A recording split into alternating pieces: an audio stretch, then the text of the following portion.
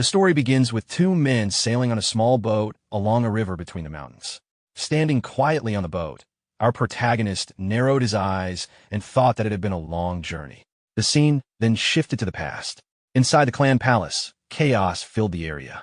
Our protagonist struggled while being held back by a man with tears in his eyes. In front of them was the aftermath of his mother's death. His father stood with his back turned and coldly ordered everyone to stop causing a scene and leave immediately. He also ordered that the incident must never be spoken of outside the clan. Hearing those words, our protagonist was shocked. His father then declared that from that day onward, the Bakley clan would not seek revenge. Unable to understand, our protagonist demanded an explanation while trying to break free. His father replied that everything was being done for the sake of the clan and warned him not to recklessly pursue revenge. Furious, our protagonist shouted that his father could not even avenge his own wife or speak against those responsible. In his anger, he declared that his father was not worthy of being called a man. Sometime later, our protagonist decided to leave the clan. He realized he was still too weak to take revenge. As he ran away from the Bakley clan, he vowed to grow stronger, establish his own sect, gather followers, and build enough power to punish everyone involved in his mother's death, including those who stayed silent. Even if it took decades, he intended to make them pay. 12 years passed. Inside a burning sect building, a middle-aged man desperately begged for mercy. He tried to negotiate, offering anything our protagonist wanted, and even suggesting he could persuade the Murim Alliance as well. Now fully grown, our protagonist stood calmly with long black hair and a bloodied, broken sword in his hand. He ignored the man's pleas and quietly stared at the damaged blade. The man continued shouting, insisting that his offer was reasonable. Our protagonist finally answered that there was indeed something he wanted. The man immediately became hopeful and asked what it was. Our protagonist laughed lightly and answered that he wanted the man's life. The man became irritated and warned him to stop joking around. In response, our protagonist calmly raised his broken sword and said that if the man would not hand it over willingly, he would simply take it himself. Enraged, the man threatened to tear him apart. In the next moment, our protagonist suddenly appeared behind him and remarked that the man's mouth was as filthy as his face. He struck the man in the back with his fist, sending him crashing through the floor and creating a crater below.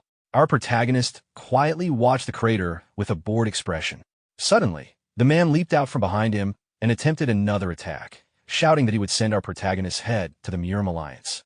Without panic, our protagonist drew his sword and cleanly sliced the man in half from head to toe. Afterward, he walked through the burning building and opened the main gate while still holding the bloodied sword. Outside, a brown-haired girl named Moyong Hyong greeted him while carrying a scroll. She explained that she had been told to deliver it once the task was complete. Although his face was covered in blood, our protagonist smiled brightly as he accepted the scroll and thanked her for waiting. Moyong awkwardly suggested that he wipe the blood off his face first. Our protagonist opened the scroll and read through it.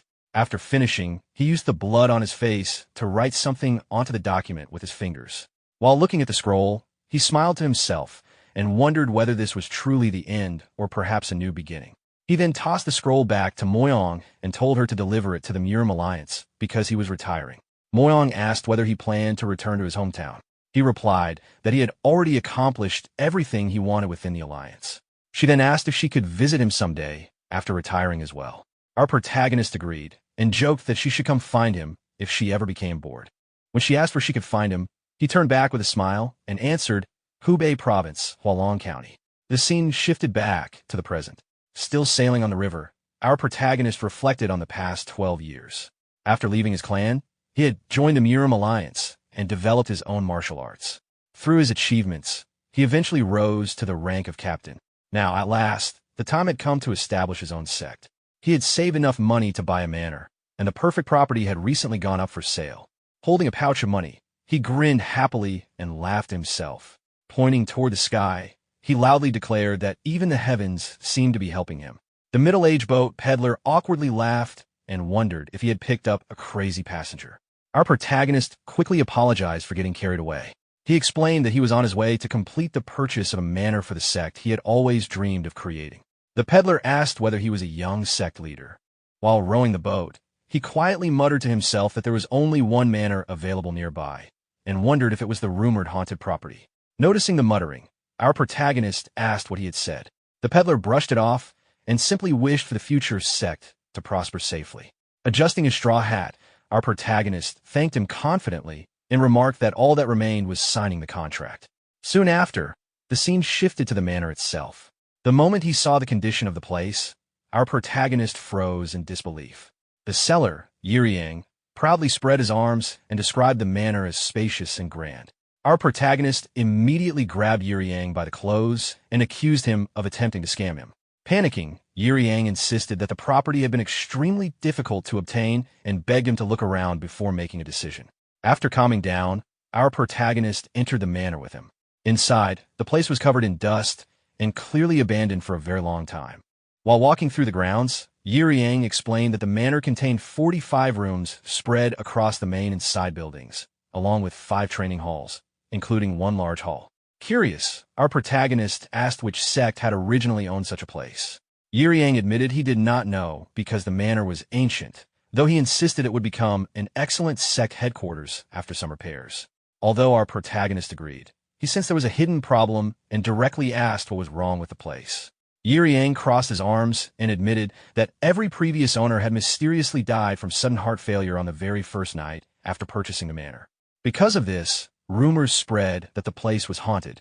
Even bodyguards and exorcists had failed to prevent the deaths. Hearing this, our protagonist stared at him threateningly and asked if he was seriously trying to sell him such a property. Sweating heavily, Yiriang quickly explained that this was exactly why he was selling it for 1/10 of its normal value. The moment our protagonist heard the price, his attitude completely changed. Laughing cheerfully, he grabbed Yiriang's hand and handed him the payment pouch, saying he had almost misunderstood his intentions. Tears streamed down Yiriang's face as he accepted the money and handed over the deed, praising him as expected of a captain from the Murim Alliance. Our protagonist accepted the deed with satisfaction. At that moment, a strange system notification suddenly appeared before his eyes, stating that the deed had been received. Our protagonist froze in shock as his body trembled slightly. Yiriang noticed his reaction and asked what was wrong, but our protagonist dismissed it as nothing. Afterward, Yiriang left while joking that if our protagonist survived a single night there, he should come visit him again.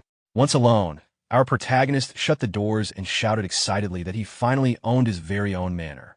The sudden loud voice frightened the people outside, causing them to run away in fear.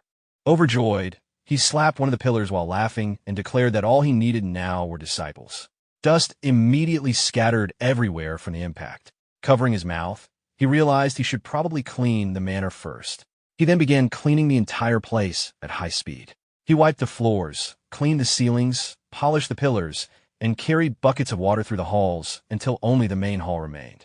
Satisfied, he opened the doors to the main hall and prepared to finish the last bit of cleaning. Inside the room, however, he noticed a long sword placed in the center.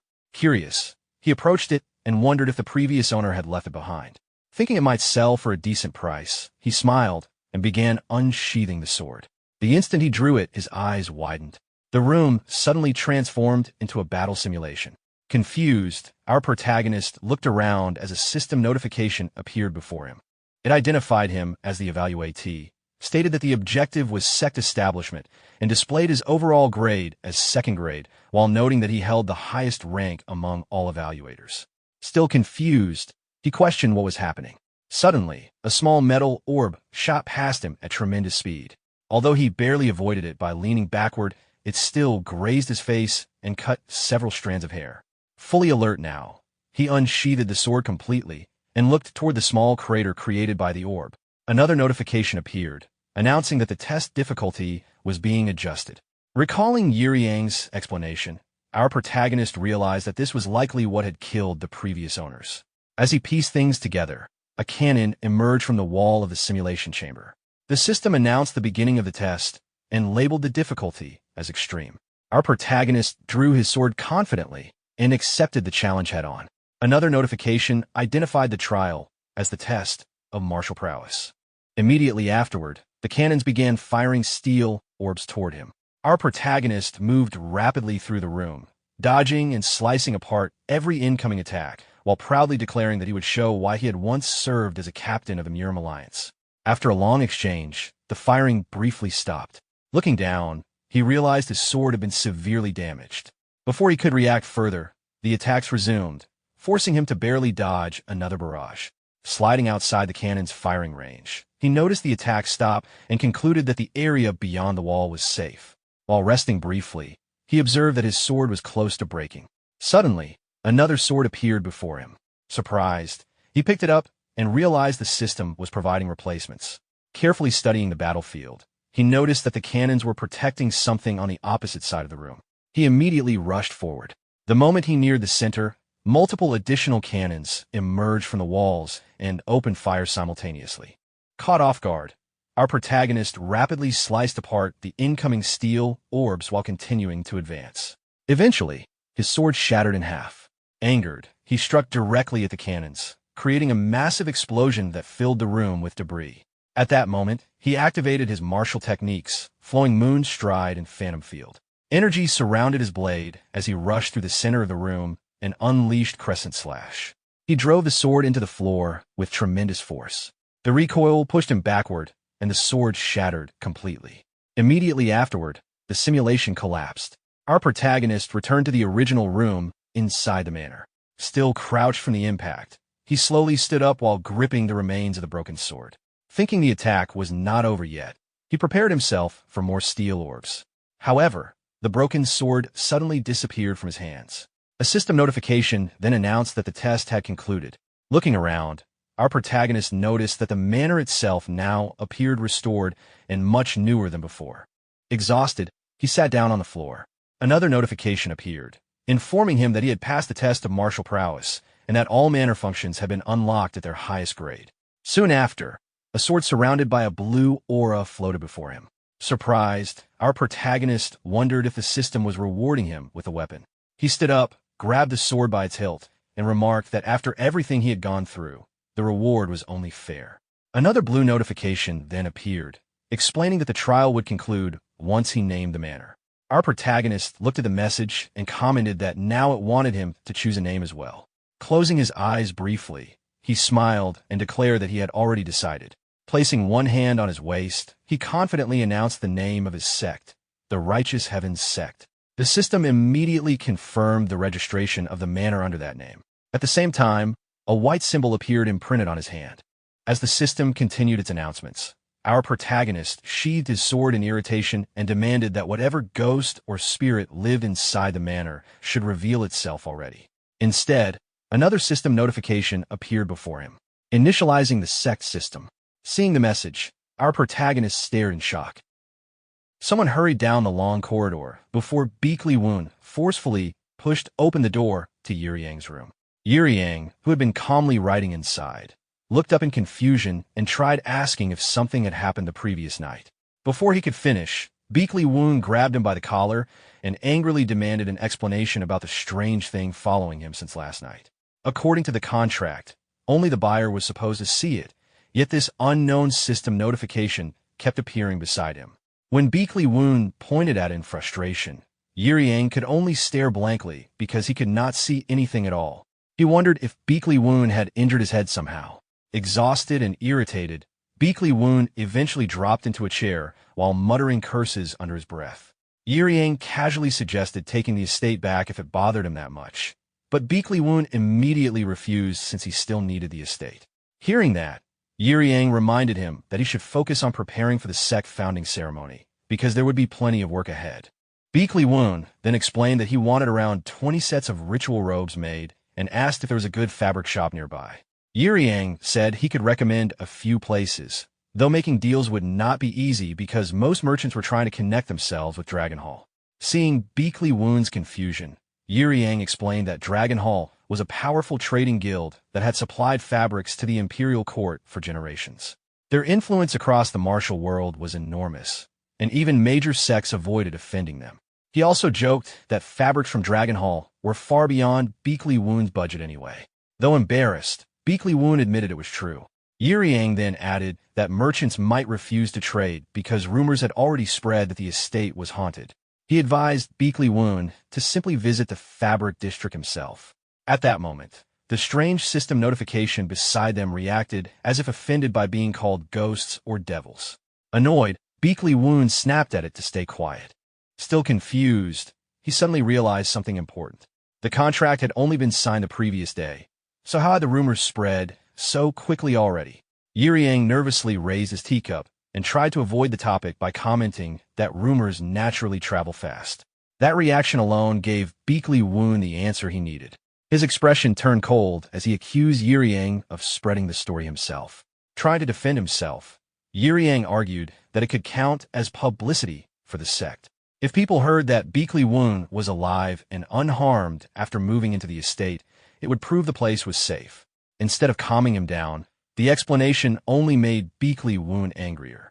He blamed Yiriang for dragging him into ownership of a haunted estate in the first place. Later, while visiting the fabric district, Beakley Woon tried greeting merchants politely, but before he could properly explain himself, one after another refused to sell to him and slammed their doors shut. One person even threw a bowl directly at him while yelling for the cursed owner of the haunted estate to leave. Beakley Woon stood there trembling with anger, repeatedly reminding himself to stay calm and avoid looking insane during his first public impression. Just then, a commotion nearby caught his attention. A young boy was desperately holding onto a man's pant leg, refusing to let go while begging him to save his sick sister.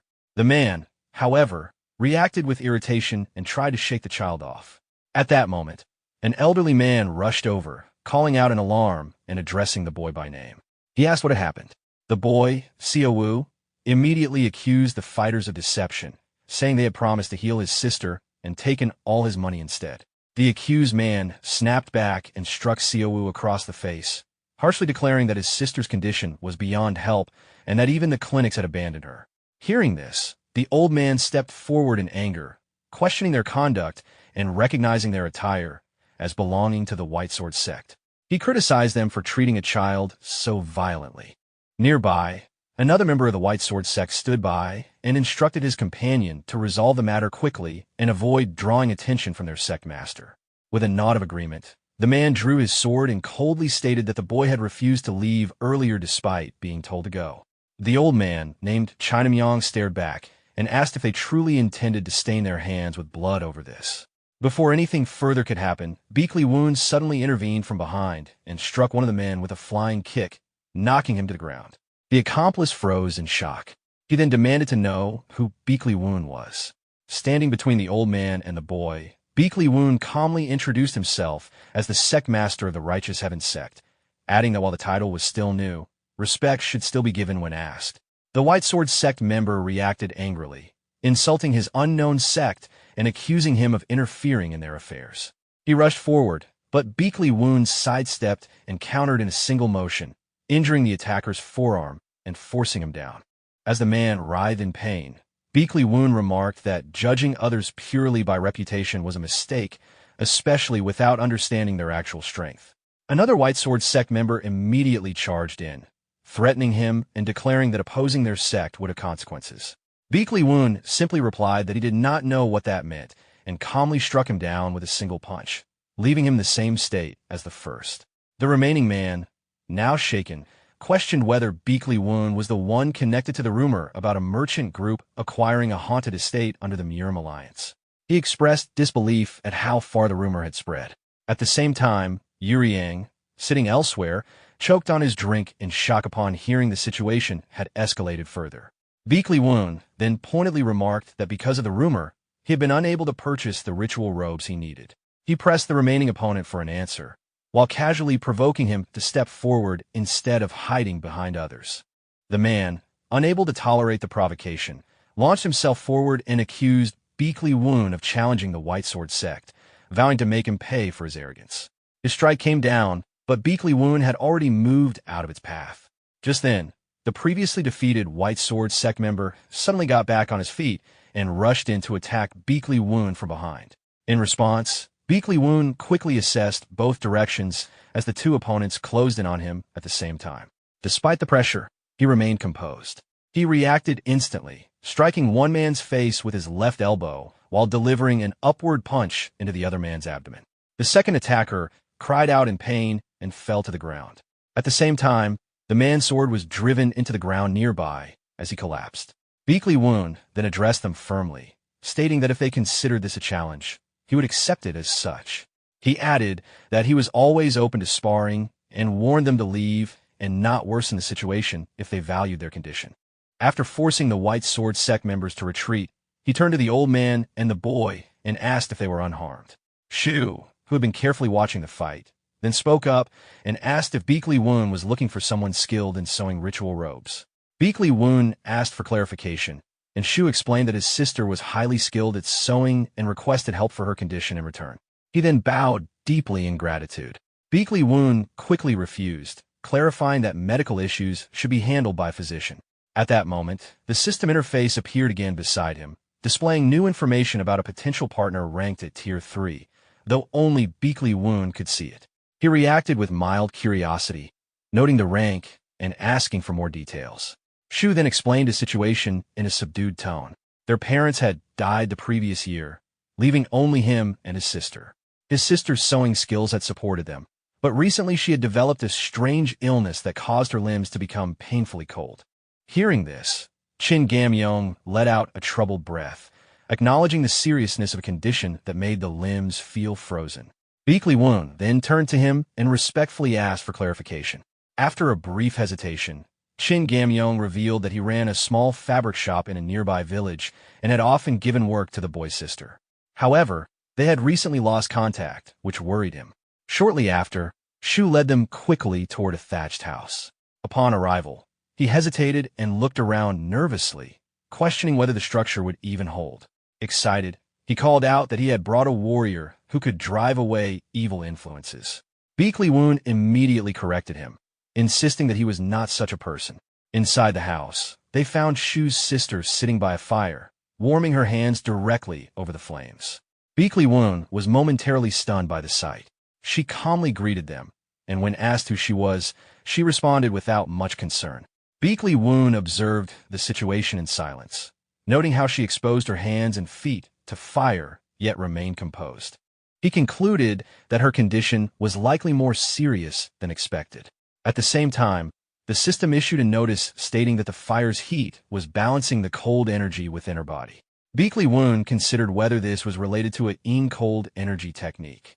After a pause, he introduced himself politely and explained that her brother had asked him to help. She identified herself simply, and Beekly Woon reacted with a quiet sigh, acknowledging the severity of her condition. Shu's sister gave a faint smile and explained that she needed to do this to prevent painful cold burns in her limbs. Still uncertain, Beekly Woon asked what she meant by cold burns. Meanwhile, Chin Gamyong stepped forward anxiously, calling out to her by name and asking what was happening. She greeted him weakly, surprised to see him there. He responded with concern, saying he had been worried after losing contact. She apologized softly, explaining that her condition had made communication difficult. At that moment, Beekly Woon urgently requested to check Sayo's pulse. She turned toward him with tired eyes and asked if he meant pulse diagnosis. He confirmed, saying he needed to examine her condition briefly. Without hesitation, she extended her hand. As soon as Beekly Woon placed a fingertip on her wrist, a surge of yin energy rushed into him. The system immediately issued a warning about excessive yin energy absorption, labeling it dangerous. Beekly Woon reacted with irritation and told it to stop alarming him unnecessarily. The system's analysis indicated that excessive yin energy had already invaded her body. Beekly Woon could also sense it instinctively, an overwhelming cold force circulating within her. After a moment of focus, he quietly said he understood her condition. Sayo reacted with hope, asking if that meant he had found a solution. He explained that her body likely had an unusual constitution that naturally attracted yin energy from the surroundings and stored it internally. He compared it to rare cases he had heard of, including the Sword Empress, the Master of the Sword Pavilion, and one of the 10 Heavens, known for her unmatched swordsmanship. Sayo listened in awe, admitting she did not fully understand but recognizing it sounded extraordinary. Beekly Woon then clarified that while such a constitution could be beneficial for martial artists, her case was different. She was absorbing too much yin energy while lacking sufficient yang energy to balance it. If the imbalance continued, her condition would become fatal within 3 months. He added that she likely already felt the effects. Unexpectedly, Sayo smiled calmly and said that if that was true, then there was no cure. She dismissed it as something beyond help. Chin Gamyong reacted immediately, suggesting the use of spirit elixirs, but Beekly Woon shook his head explaining that such remedies would only provide temporary relief and not solve the root problem. The condition would eventually worsen again. He began thinking about the core issue, how to restore stable yang energy within her body. At that moment, the system spoke directly into his mind, suggesting the use of essence to enhance recovery abilities, stamina, and inner energy regeneration. It noted the cost of activation as 50 essence and confirmed it could be used immediately. Beakley Woon felt slightly uneasy about the idea of boosting multiple internal functions at once. The system then issued a challenge task: recruit the first disciple. Hearing this, Beakley Woon paused.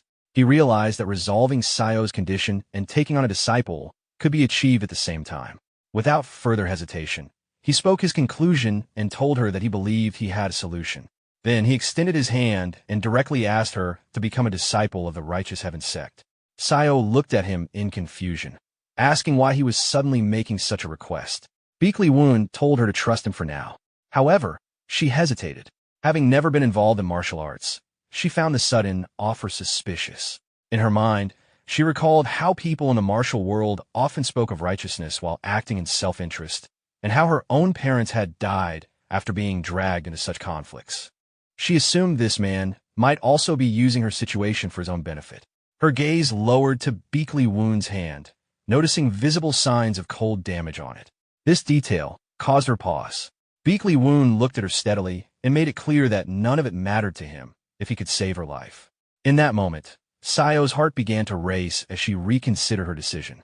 She gave a faint, uncertain smile and accepted that she had no other option if it could truly save her. Finally, she clasped Beakley Woon's hand and asked him to take responsibility for her condition. The system immediately confirmed that the challenge task was complete and that the first disciple had been successfully recruited. It then advised that Sayo was suffering from cold burns caused by exposure to yin energy, and that essence could be used to activate recovery functions. At that moment, a wave of warmth spread through Sayo's body. She looked at her hands in shock, realizing they were slowly warming. The system indicated that her stamina and inner energy recovery rates had slightly improved. Beakley Woon observed the change and confirmed that the recovery process was working. He concentrated the spiritual energy, stabilizing her internal flow and gradually restoring balance to her yang energy. A faint sense of relief crossed his expression as he confirmed that the condition was improving. Sayo stared at her palms in disbelief, noticing the gradual return of normal sensation in her limbs. Nearby, Sayo rushed forward and embraced her tightly, calling out to her in relief. Chin Gamyong, observing the scene, asked if some form of healing technique had been used. Beakley Woon replied vaguely that it was something similar. Hearing this, the old man let out a light laugh, while Chin Gamyong expressed admiration for what he had witnessed, remarking that Beakley Woon's abilities were impressive. He added that he now understood why the Murim Alliance leader took interest in him. Beakley Woon reacted with curiosity, questioning whether the elder knew the Murim Alliance leader. By the flickering firelight, Chin Gamyong finally introduced himself properly. He revealed that he was the master of Dragon Hall, a major trading organization known for its influence and supply networks connected to the imperial court. Later that night, at the White Sword Sect, tension filled the hall as the sect master reprimanded his subordinates. He had heard that they were humiliated by an unknown sect and demanded answers. The subordinates knelt in fear and apologized repeatedly. In anger, the sect master struck one of them with a wooden board as a warning, declaring that their current suffering was insignificant compared to what was coming. He then ordered the rest to be taken to the punishment chamber despite their pleas for mercy. Even as they begged for forgiveness, his decision remained unchanged. Turning away coldly, he spoke of Beakley Woon and the Righteous Heaven Sect, stating that they would prepare a proper response for this humiliation. Meanwhile, Beakley Woon remained silent after hearing Chin Gamyong's true identity, realizing he was speaking to the master of Dragon Hall. He acknowledged that such a figure was far from ordinary. Sayo quickly bowed in apology for her earlier behavior, but Chin Gamyong dismissed her concerns casually. He then turned to Beakley Woon and extended an offer. He proposed that Beakley Woon join Dragon Hall, promising full support for whatever he wished to pursue. Beakley Woon remained calm and expressionless as he considered the offer, aware that Dragon Hall was a powerful merchant consortium supplying the imperial court with valuable goods. At that moment, the system updated with new information, identifying a Tier 1 lead connected to Dragon Hall. From Beakley Woon's understanding, Dragon Hall was a gathering point for countless experts, influential enough that even major sects would treat it cautiously. Its master held authority capable of influencing both orthodox and unorthodox factions within the Murim world. After evaluating the situation, Beakley Woon still hesitated. Although the opportunity was valuable, it did not align with the future he envisioned. After a brief pause, he calmly declined the offer, expressing gratitude but stating that he had already taken on his first disciple and could not accept.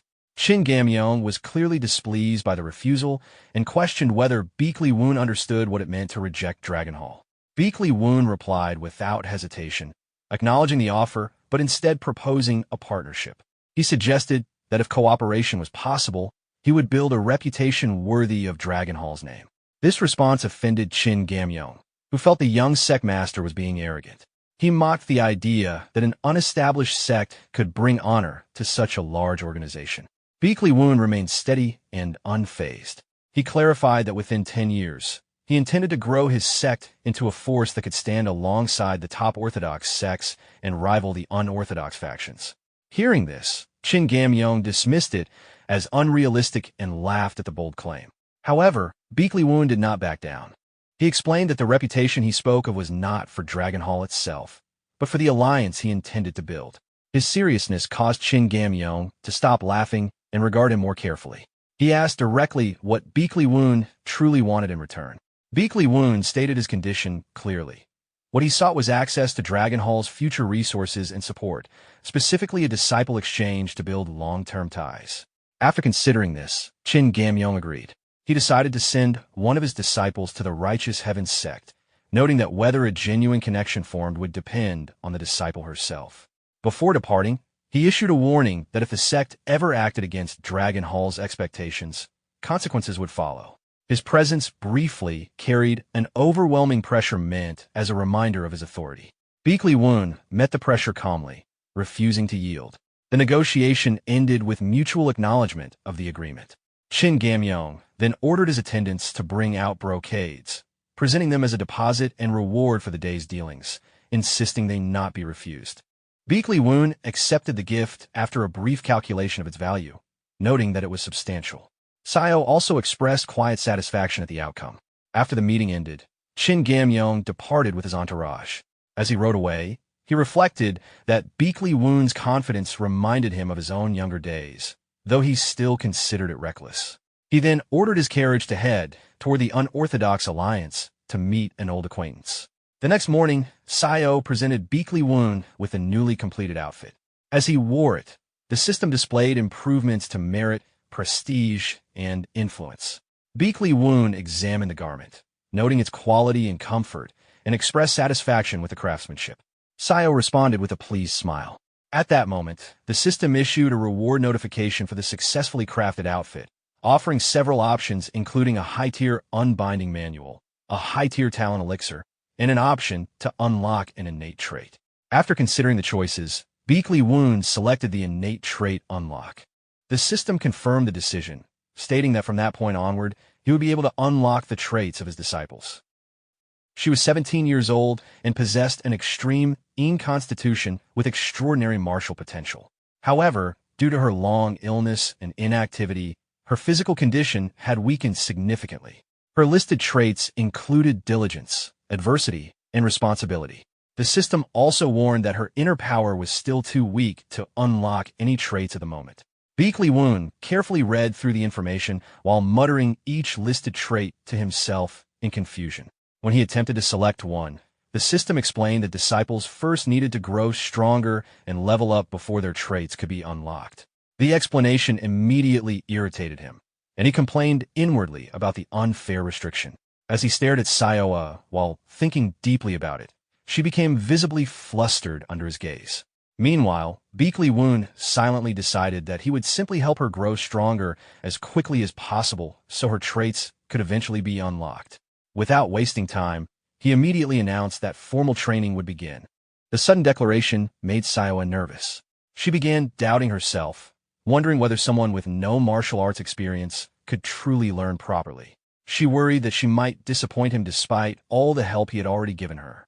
Then she remembered the reassurance he had offered during their first meeting, when he calmly told her that everything would be fine as long as he could heal her. Remembering those words, Sayoa finally steadied herself and decided to trust him completely. She then nervously asked what martial art she would learn first. A short while later, she followed his instructions and assumed a training stance.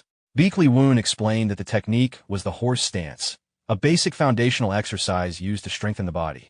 Seeing such a simple exercise, Sayoa looked slightly disappointed and admitted she had expected something more impressive. Baek Lee-woon calmly explained that restoring her weakened body came before everything else. Right now, proper conditioning was far more important than flashy martial techniques. When Sayoa timidly asked how long she needed to maintain the stance, Baek Lee-woon casually replied that the goal was 30 minutes. Hearing that, she stared at him in disbelief. Ignoring her reaction, Baek Lee-woon immediately ordered the training to begin. Time slowly passed in silence, while Sayoa struggled to endure the exercise. Eventually, unable to hold back her doubts anymore, she quietly asked whether someone completely inexperienced like her could truly become a martial artist. Baek Lee-woon answered without hesitation. Of course she could.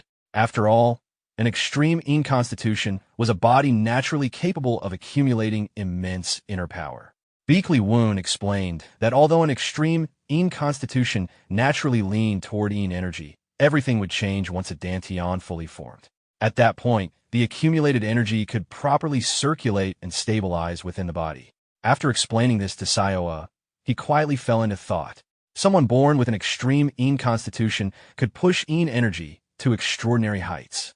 To him, a disciple with such natural martial talent was an opportunity he absolutely could not overlook. At that moment, the system displayed another notification praising his judgment and informing him that his insight stat had increased. Before he could think further, loud noises suddenly came from outside. Moments later, Yiriang burst in while loudly calling for Baek Lee-woon. Without wasting time, he shoved a scroll into his hands and explained that it had come from White Sword's Sect. The moment Sayoa heard the name, she immediately reacted with anger, clearly remembering the incident from the previous day. Seeing her expression, Baek Lee-woon finally connected the situation to the group he had fought earlier. Curious, he opened the scroll and read its contents.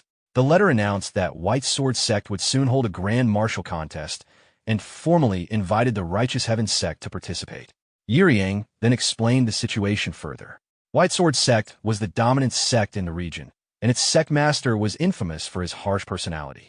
According to rumors, he often used martial contests as excuses to pressure weaker sects or force smaller organizations into submission. Even Yiriang found the situation strange because White Sword Sect normally targeted sects with at least some reputation or influence.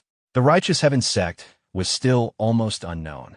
The moment he casually referred to the sect as insignificant, Baek Lee-woon, Sayoa, and Shu all immediately glared at him at the same time.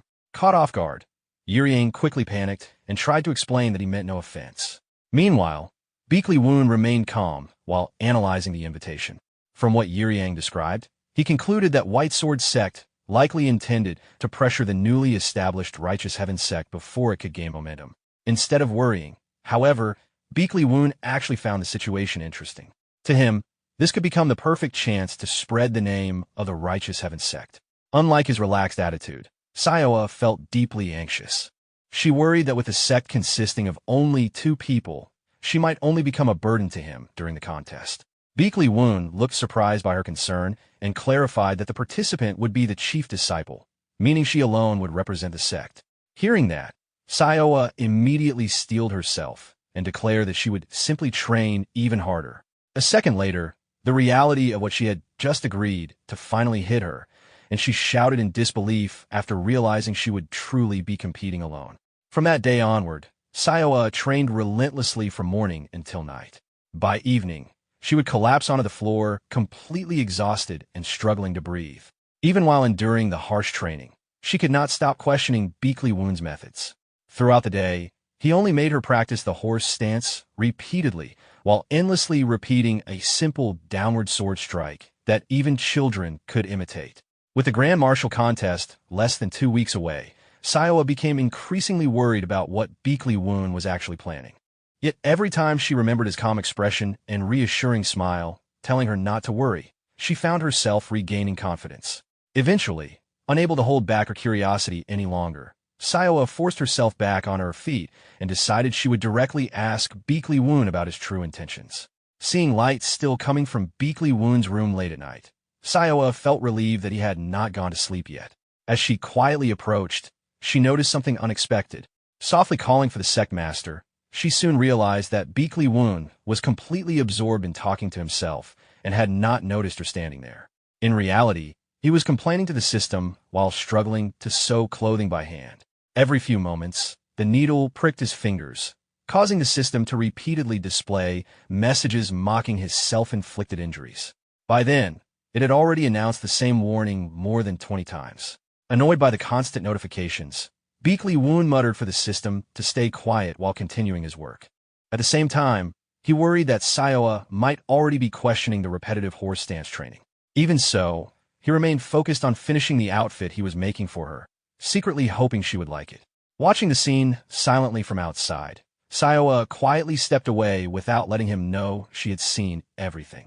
At that exact moment, the system informed Beakley Woon that Sayoa's responsibility trait was beginning to awaken, which caught him completely off guard. Soon, the day of the grand martial contest hosted by White Sword Sect finally arrived.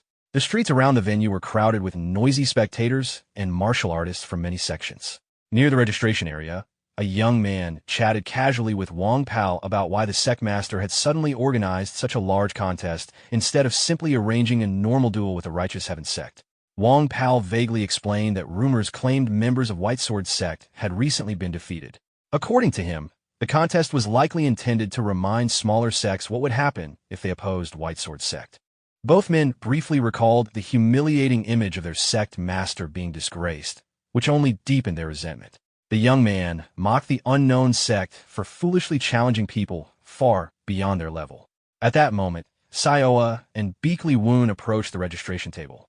Sayoa politely asked where she should sign, and the young man immediately pointed it out while secretly staring at her appearance in surprise.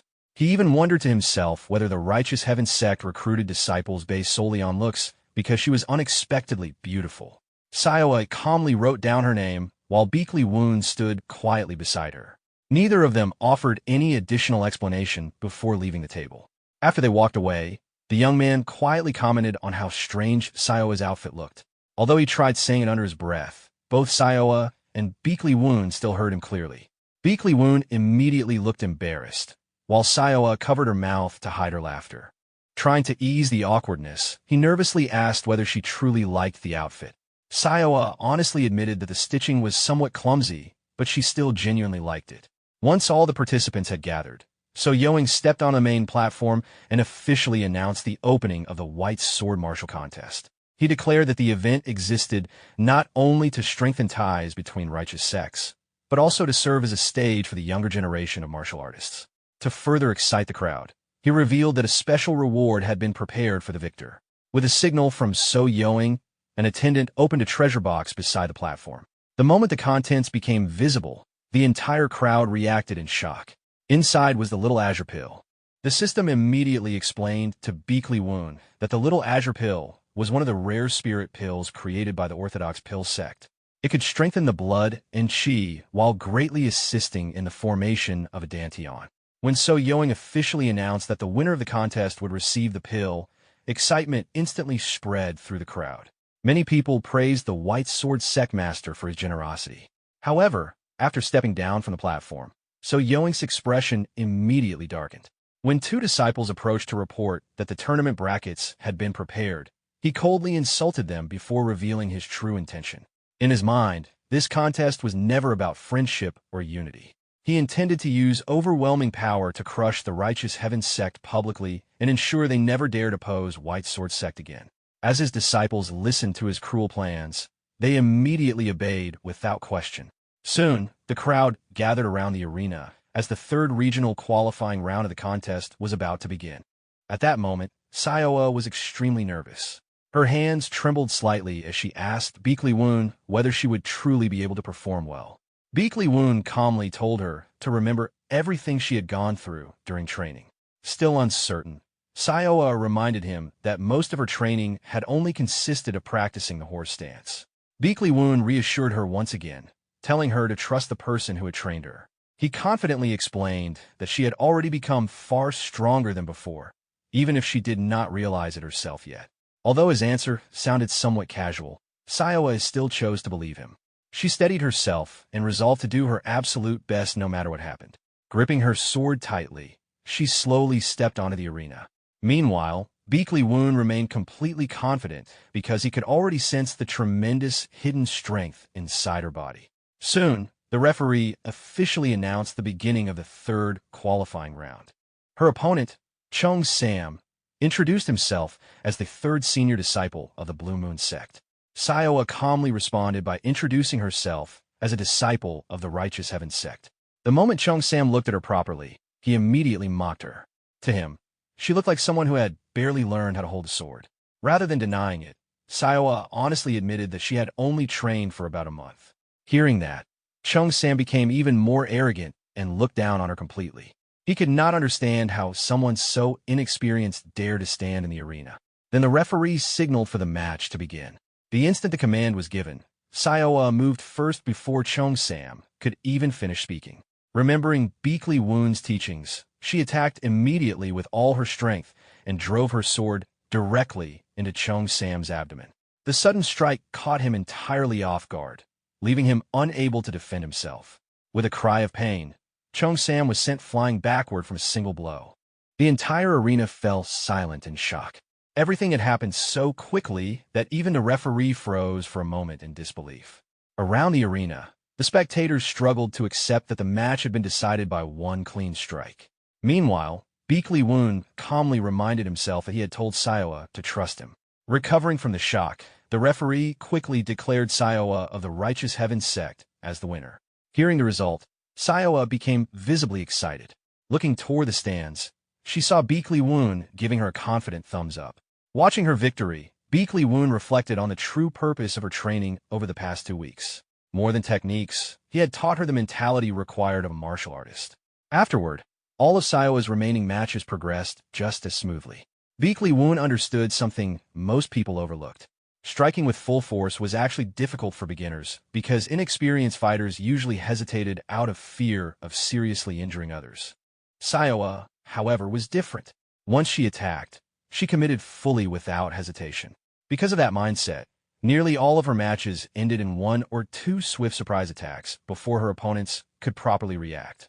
After another victory, Sayoa happily rushed back to report her success to Beakley Woon. Standing below the arena, he quietly thought that she would likely advance through the main rounds without much trouble. Feeling relieved about her progress, he finally turned his attention toward the other arenas to observe the remaining competitors. At that moment, a referee loudly announced the entrance of a White Sword Sect disciple. The surrounding crowd immediately focused their attention on a nearby arena. There, Jing Guang from White Sword Sect was already overwhelming his opponent with relentless attacks. The other fighters struggled desperately just to keep up and repeatedly begged for a moment to recover. Jing Guang ignored him completely. Eventually, the battered opponent finally surrendered, admitting defeat outright. However, Jing Guang did not stop attacking even after the surrender. Perhaps because he had become too absorbed in the fight, a dangerous aura began rising from him as he prepared another strike. Realizing something was wrong, the defeated fighter screamed in fear and begged him to stop. Even so, Jing Guang still swung his sword down mercilessly and struck the man directly in the face. The referee immediately rushed forward and shouted for him to stop because the match had already ended, but it was already too late. The defeated fighter lost several teeth from the blow before collapsing unconscious onto the arena floor. The referee officially declared Jing Guang of the White Sword Sect as the winner. Hearing the result, Jing Guang only clicked his tongue in irritation, as though the outcome had still disappointed him. Watching from a distance, Beakley Woon silently judged him. The boy had already dominated the match from the beginning, yet still resorted to cruel and unnecessary attacks. To Beakley Woon, Jing Guang seemed like an especially unpleasant person. Not long afterward, Sayoa happily ran over and excitedly announced that she had successfully advanced into the main rounds. Beakley Woon immediately congratulated her, and Sayoa proudly explained that she had followed his instructions exactly, attacking with full commitment and winning far more easily than expected.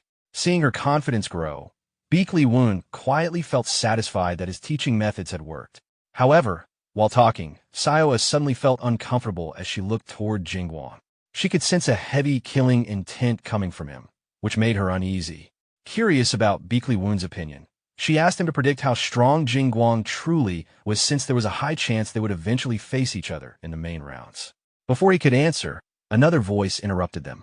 Turning around, they discovered So Yoing standing behind them.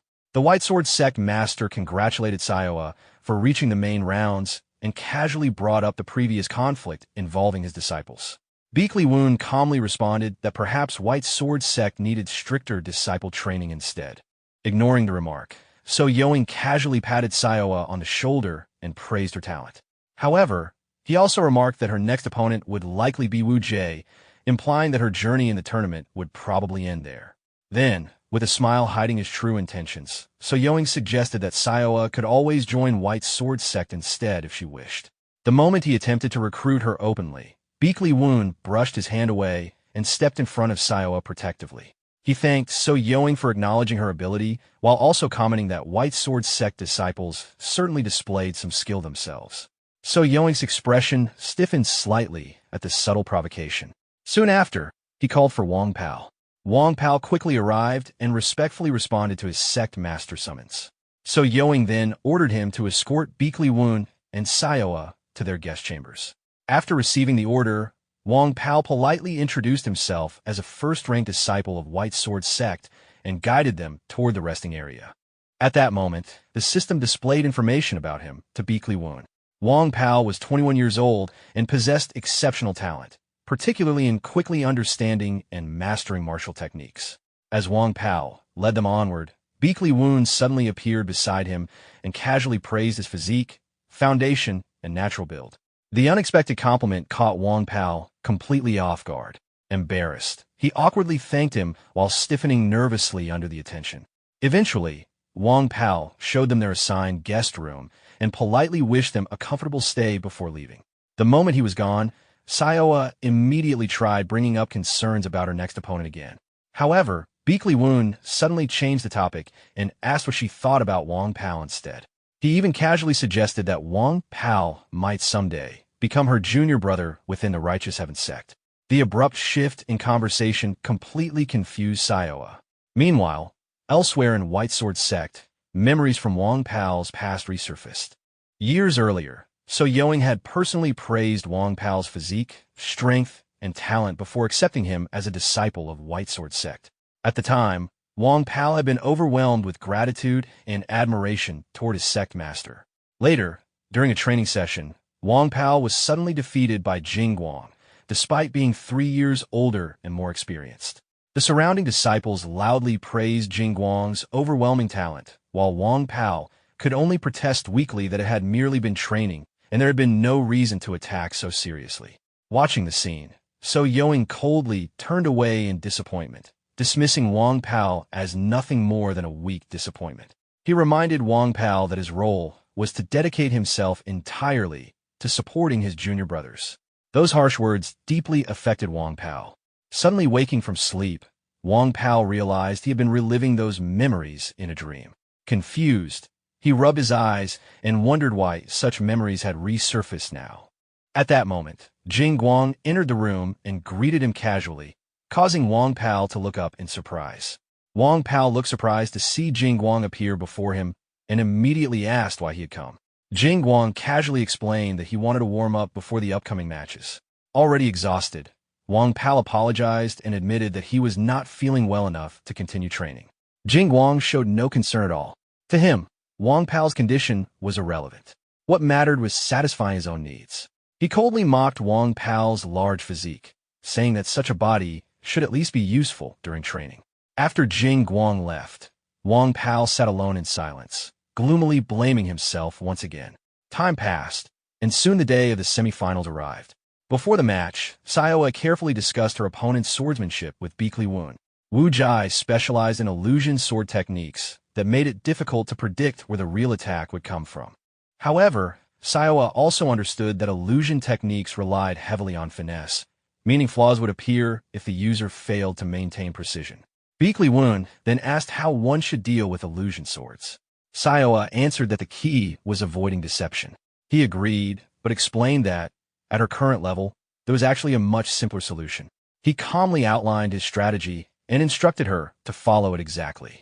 Although confused at first, Sayoa eventually accepted his guidance after Beakly Woon confidently assured her that she would definitely win if she trusted him.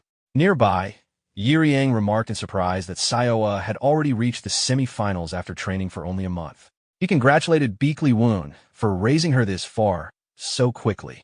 Clearly pleased with himself, Beakly Woon simply replied that congratulations could wait until after the finals, because he intended to win the entire tournament.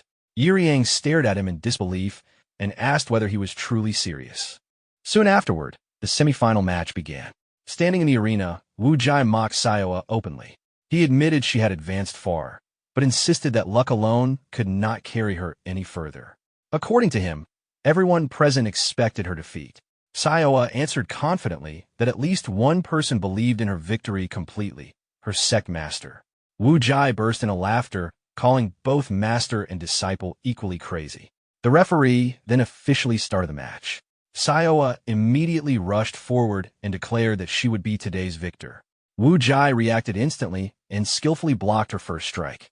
Even while fighting, he remained arrogant and believed disciples of White Sword Sect existed on a completely different level from ordinary martial artists. Soon after, Wu Jai's illusion techniques began pressuring Sayoa heavily. Unable to tell which attacks were real and which were feints, she gradually became overwhelmed. Her expression slowly filled with panic as she struggled to follow his movements. Maintaining constant pressure, Wu Jai struck her again and sent her stumbling backward. When she managed to block another attack, he mockingly praised her before unveiling a new technique. As he moved, he scattered streams of strange purple liquid throughout the arena. The moment the liquid approached her, Sayoa remembered Beakly Woon's instructions. Illusion sword users were often weak in close combat, which meant Wu Jai would naturally try to maintain distance. Her goal was simple: close the gap and land even a single clean strike. With that thought in mind, Sayoa charged forward directly toward him. Wu Jai confidently manipulated the streams of purple liquid toward her while believing her movements were completely predictable. Even so, Sayoa forced herself onward and endured one of his attacks directly. Watching from the sidelines, both Yiriang and Beakly Woon observed the situation carefully. Yiriang looked tense, while Beakly Woon merely narrowed his eyes silently, his expression unreadable. Eventually, Sayoa collapsed onto the arena floor. Seeing her down, Wu Jai smugly declared himself the winner. He looked at her with both contempt and disappointment, believing she had finally reached her limit. However, while regulating her breathing on the ground, Sayoa suddenly shouted that the match was not over yet. To everyone's surprise, she rose back to her feet almost immediately. Wu Jai demanded to know what she still intended to do in her weakened state. At that moment, Sayoa suddenly felt her determination surge again. She dashed forward at incredible speed, while Wu Jai stood confidently, convinced he still had complete control of the match. Declaring that she would finish everything with one final move, Sayoa closed the distance instantly. Before anyone could properly react, Wu Jai was suddenly sent flying backward. Yiriang immediately shouted in excitement that they had won. However, some White Sword Sect disciples instantly protested, accusing Sayoa of pretending to be defeated before launching a surprise attack. They loudly claimed the victory was unfair. Beakly Woon calmly dismissed the complaints and questioned whether White Sword Sect intended to act so petty over a legitimate match. One disciple became so emotional that he even began challenging Beakly Woon directly, but So Yoing immediately stepped in and apologized for his disciple's disrespect toward another sect master. Beakly Woon accepted the apology calmly. Even then, So Yoing continued speaking, insisting that the true problem was that everyone had simply assumed Sayoa was already defeated before the match had actually ended. White Sword Sect ultimately acknowledged defeat in the semi-final duel, and the referee officially declared Sayoa of the Righteous Heaven Sect the winner while confirming the loss of the White Sword Sect disciple. Overjoyed, Sayoa immediately ran to Beakly Woon and excitedly announced her victory.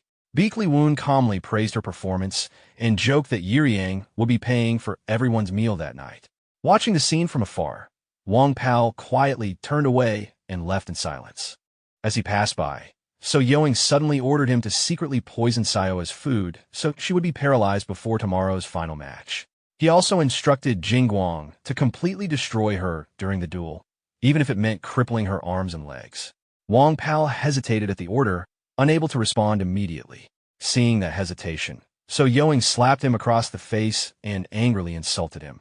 According to him, if Wang Pao lacked talent, then the least he could do was learn to obey intelligently.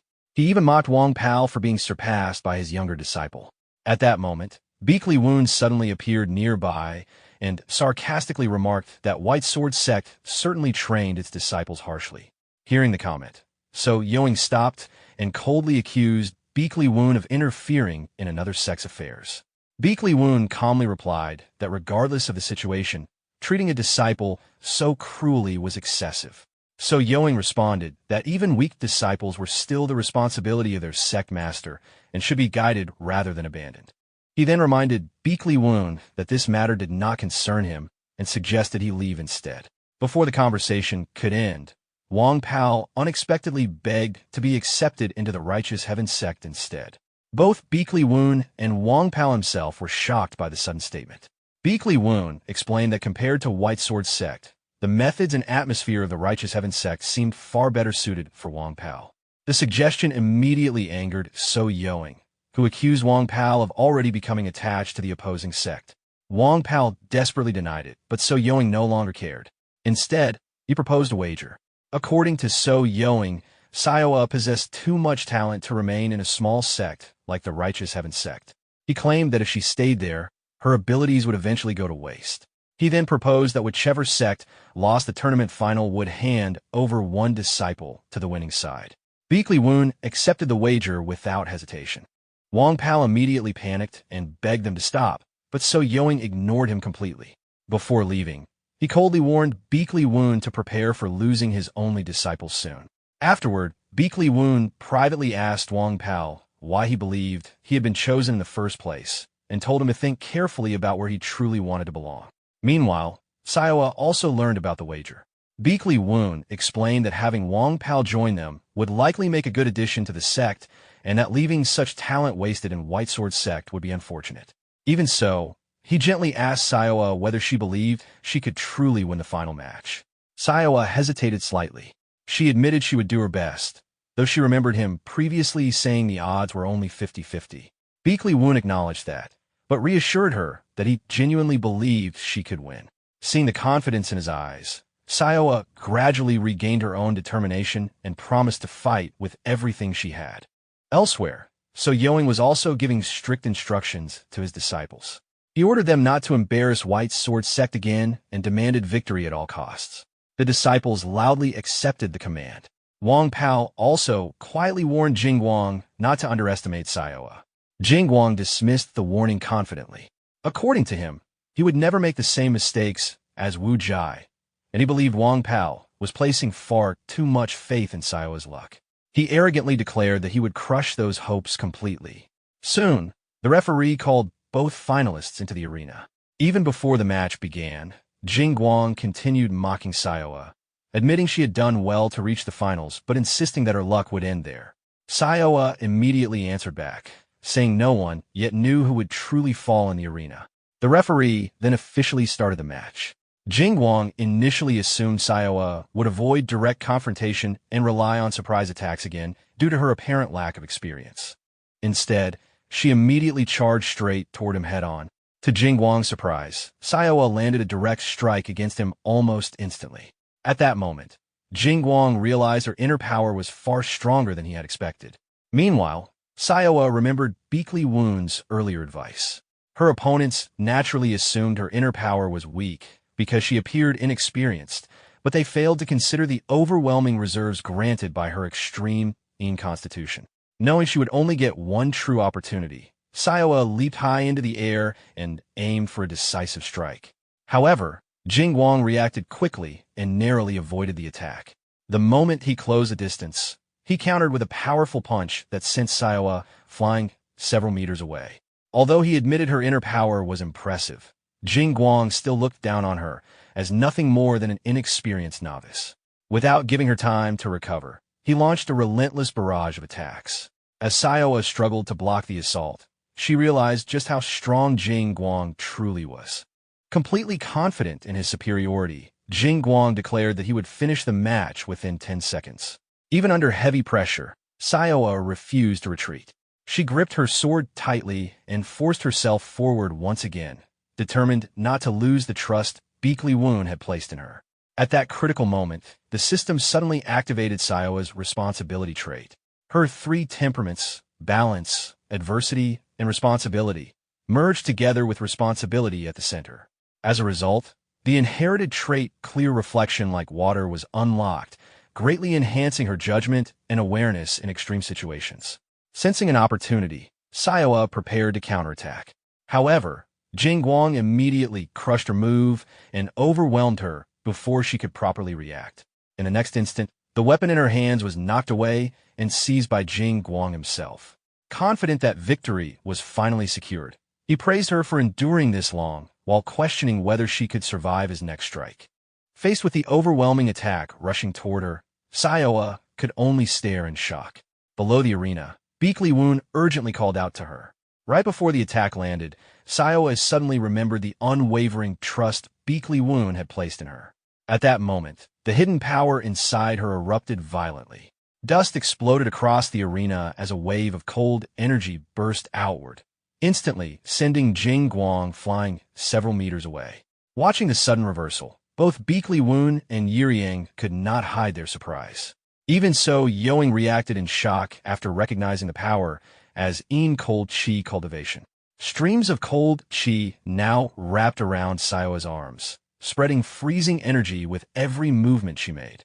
Even she herself seemed surprised by the sudden chill surrounding her body. Realizing the match had effectively ended, Beakley Woon immediately climbed onto the arena platform, only to be stopped by the referee, who reminded him that outsiders could not interfere during a duel.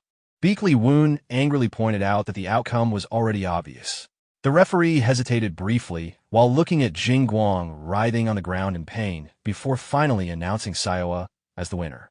Hearing the result, both master and disciple looked at each other and smiled proudly. Meanwhile, So Yoing exploded with anger, furious that White Sword Sect had been humiliated again. Beakley Woon gently helped Sayoa stand and asked whether she was all right. Despite her exhaustion, she happily reminded him that she had kept her promise. Beakley Woon could only smile softly at her determination. Around them, the crowd began openly praising the fight and congratulating Sayoa for her victory. The referee then officially raised her hand and declared Sayoa of the Righteous Heaven Sect the champion of the White Sword Martial Contest.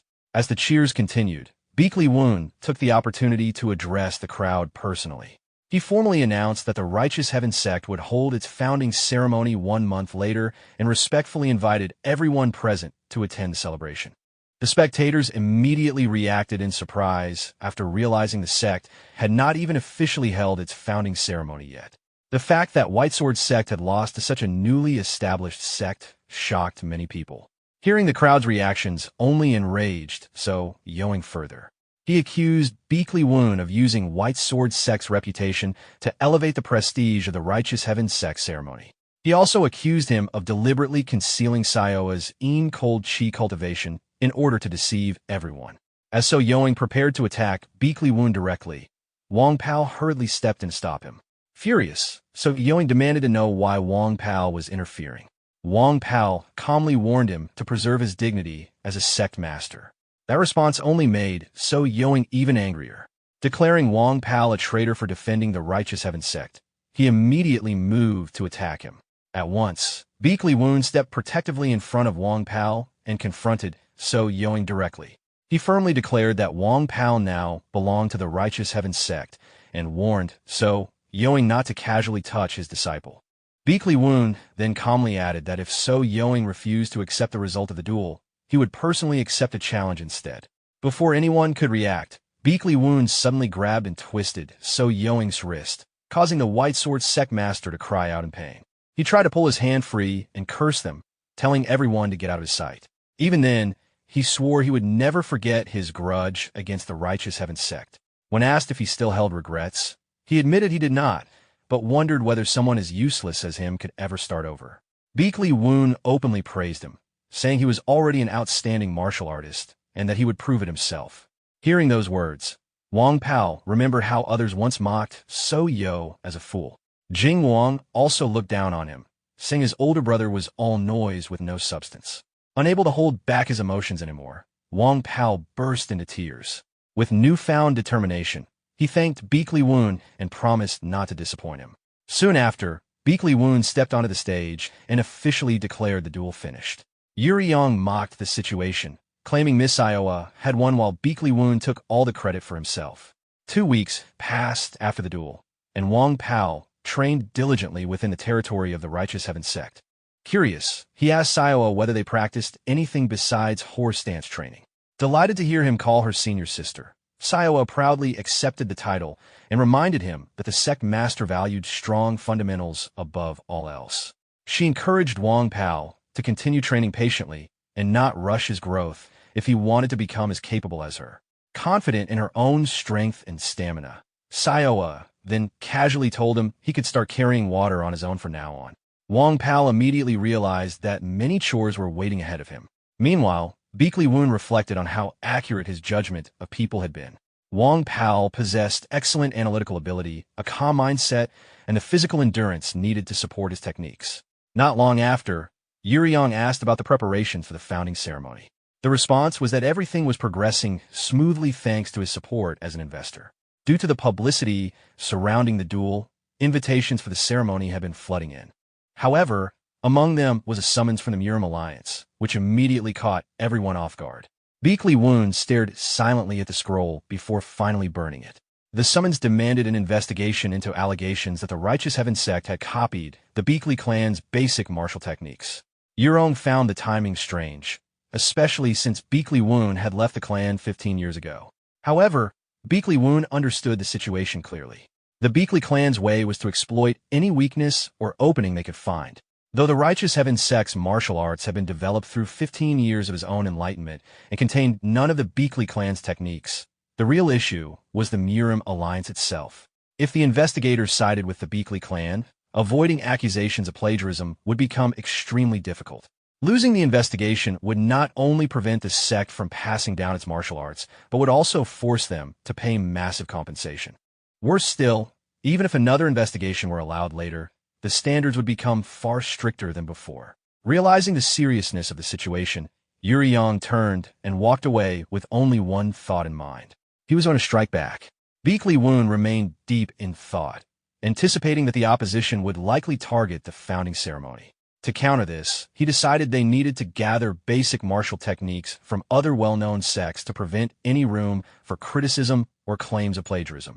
The challenge now was identifying where to obtain such foundational techniques. At that moment, Sayo rushed in and informed him that guests had arrived.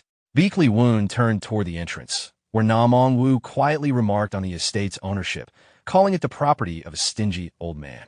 Chung Ha immediately warned him not to touch anything, threatening to throw him out.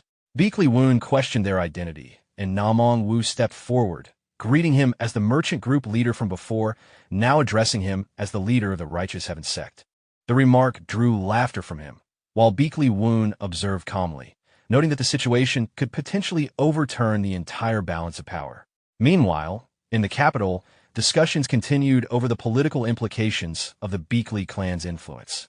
It was argued that if the Beek Li clan formally submitted a request through its strong connections, the Murim Alliance might not be able to oppose them. Concern grew that the situation could escalate, though Game dismissed hesitation and insisted the crisis was far more serious than previous disputes involving the White Sword sect. When asked about the difference in scale, he decided to send a letter requesting it be delivered immediately. The recipient questioned where it should go, and Yurong responded that instead of fearing both the Murim Alliance and the Beek Li clan, they should disrupt the situation by involving the Unorthodox Alliance. At the Beek Li clan, internal discussions intensified. The Outer Hall Master was criticized for interfering again, particularly regarding the investigation into alleged copying of basic techniques before the founding ceremony. Beek Li Changjiang defended his actions, stating it was not the head's sole decision. The Elder Council evaluated the heirs. The eldest son Sani was deemed lacking in martial insight and talent, while the younger San was considered highly talented but too hot-tempered, and also a daughter. The elder corrected that gender was not a restriction for inheritance within the clan. Beakley Changjiang was questioned about why Beakley Woon had been allowed to leave the clan despite being highly gifted in both character and intelligence. The council insisted he must be brought back so he would recognize his place within the Beakley clan.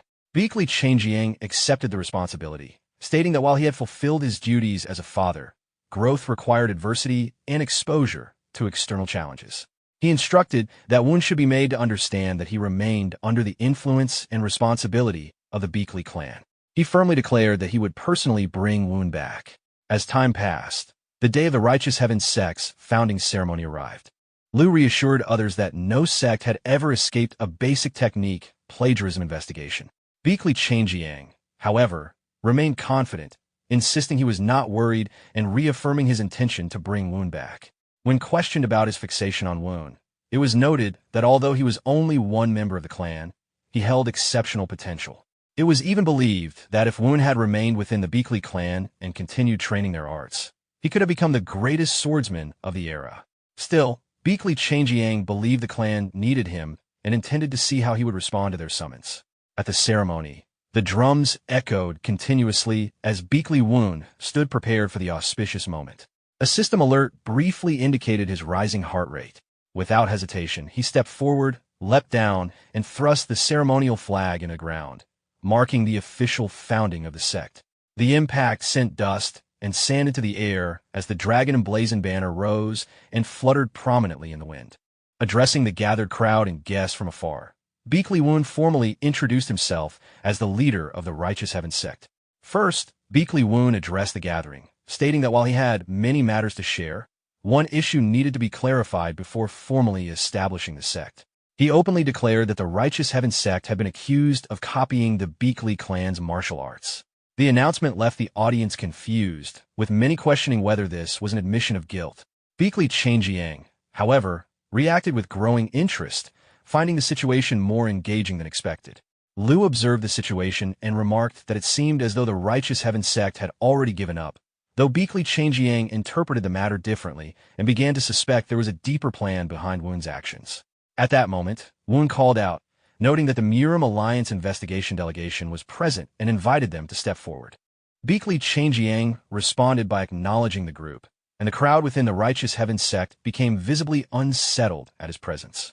Woon then formally requested a public investigation to verify the allegations of copying, conducted openly before 10,000 attendees. Beakley Changjiang immediately objected, arguing that such investigations required strict procedures and could not be publicly performed before a final verdict.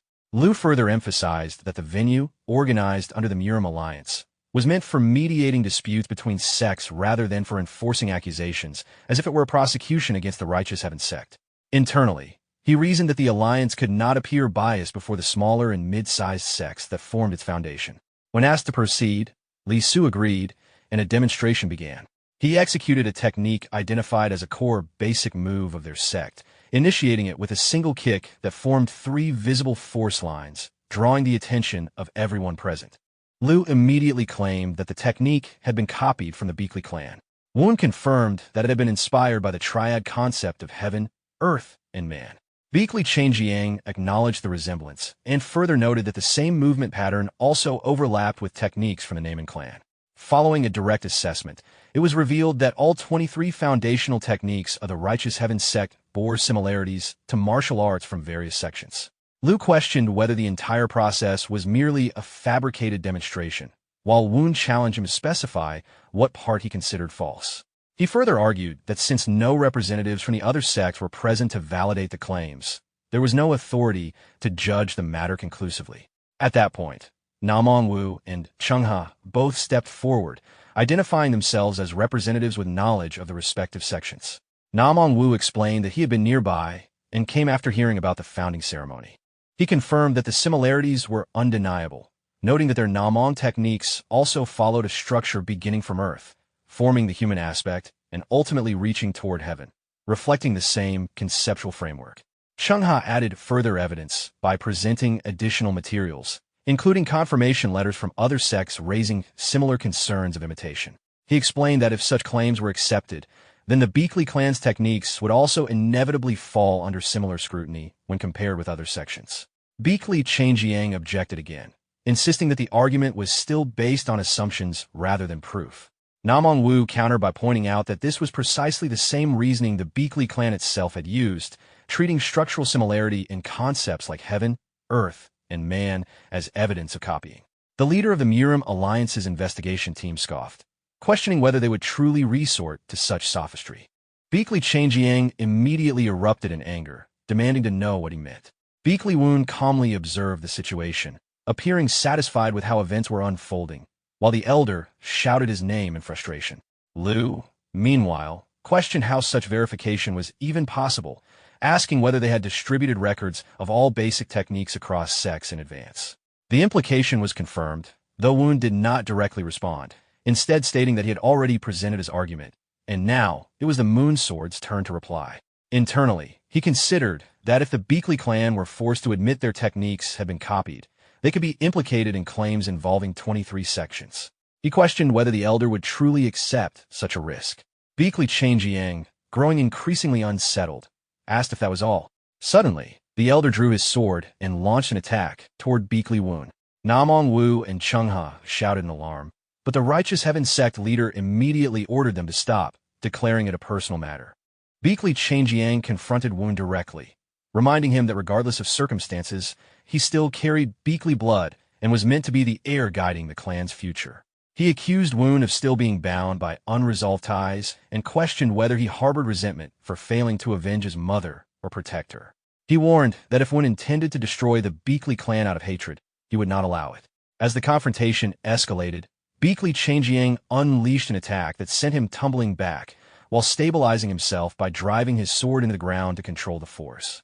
Woon responded calmly, stating that he did not deny his bloodline, and that claiming he held no hatred would be dishonest.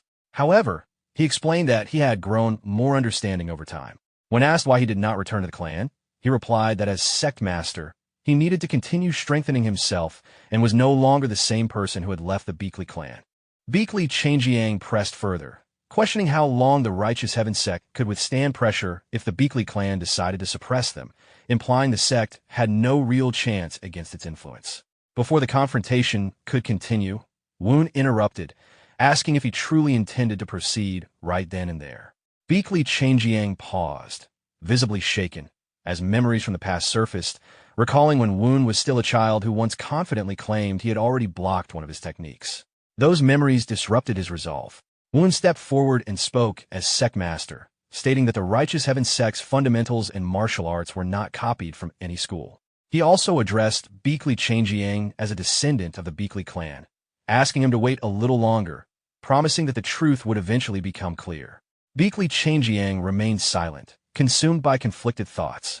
Eventually, he rose, turned away, and declared in the name of Moon Sword that the Righteous Heaven Sect had not copied the Beakley clan's martial arts. Without another word, he departed. Elsewhere, the leader of the Unorthodox Alliance remarked that he had considered intervening if things had worsened, but it was no longer necessary. He reflected that Woon's presence felt like a legendary weapon, remarkably rare and powerful. His companion urged him to quiet down, while another observer privately regarded Woon as something extraordinary and expressed curiosity about him. Meanwhile, in another location, Gao remained indifferent as she observed the situation, already considering Woon as a potential first trading partner. Days later, the aftermath revealed an unexpected issue. The sect remained empty. Sayoa expressed frustration that despite 3 days passing, not a single disciple had joined. Woon reassured her to remain calm and not be overly anxious. Sayoa then worried about how they would recruit disciples, and even suggested sending Wang Pao to handle recruitment. Hearing his name, Wang Pao panicked at the idea. Woon then instructed Sayoa to deliver a document to the Hawun merchant group, describing it as a recruitment method. When Sayoa opened it, she discovered it was an application for cooperation with the Murim Alliance. The scene then shifted to the residence of the 3 strategists of the Murim Alliance. He reported that disciples of the Mujiang Martial School had submitted a petition refusing the upcoming internship. Yeagle Piong asked for the reason, and was told that although graduation was approaching, the students considered the internship system unfair, claiming the assignment criteria had always been biased. Within the Murim Alliance, which includes institutions like Mujiang Martial School, Merwin Martial School, smaller sects without strict hierarchy, and major schools backed by prominent families, the situation had long been uneven. Yeagle Pyong noted that while Mujiang appeared disadvantaged on the surface, it still had orthodox trained disciples who had managed to hold their ground. However, the situation this time was different. The current generation of Manhwa disciples was unusually strong, and Mujiang had already suffered 3 consecutive years of losses, severely damaging morale. When asked again about the refusal, it was explained that they were still trying to convince the students, but even the schoolmaster seemed to tacitly accept their stance. Yeagle Pyong understood this, noting that prolonged suppression would naturally push anyone to try to restore confidence. At that moment, a carrier pigeon arrived with a letter. After reading it, Yeagle Pyong was instructed as deputy strategist to gather all martial trainees. The internship would proceed as planned, with an operation scheduled that night in the forest near Hulong County. Meanwhile, Xian Wang abruptly woke from a strange dream, sitting up and gasping as though unsettled. He briefly reflected with irritation, thinking about Miha. As he prepared to leave, Munchiok reminded him that it was not yet his turn for watch duty, but Wang replied that he could not sleep anyway. The conversation turned to the internship issue, with Wang admitting responsibility for encouraging the refusal.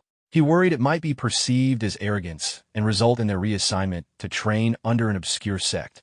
Munchio suggested confronting the sect master directly if dissatisfaction continued, but Wang cut the discussion short and ordered the shift change, telling them to rest. Elsewhere, Beakley Wu introduced himself as the sect master of the Righteous Heaven sect and announced the start of their entrance evaluation.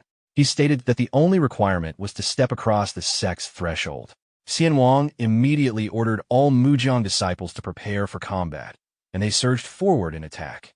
Beakley One responded with a single calm push, easily dispersing them, leaving Wang coughing and struggling to recover. Munchio called out to him in concern, while Beakley One calmly noted that safety was only guaranteed once they managed to distance themselves from him. A report came in from the Ganu province near Mount Wuong, where someone asked for updates from the martial world. Naaman Wu explained that the martial hall's operations were currently split across 2 locations, and that a newly appeared sect had recently drawn attention, one that had never been heard of before. When asked about it, a man in front dismissed the concern entirely, stating that it didn't matter who they were. He speculated that the Merm Alliance might simply be attempting to restore balance, or perhaps an unknown master was behind the emergence. Beakley then intervened, stating that it made no difference. Regardless of who they were, victory would be his. In parallel, Beakley Woon's past was briefly recalled. Beakley San remembered the moment he had left without explanation, offering a cold apology before departing despite her shocked pleas. She had been left behind, unable to understand his decision. Even days later, she remained alone, still struggling with his sudden disappearance.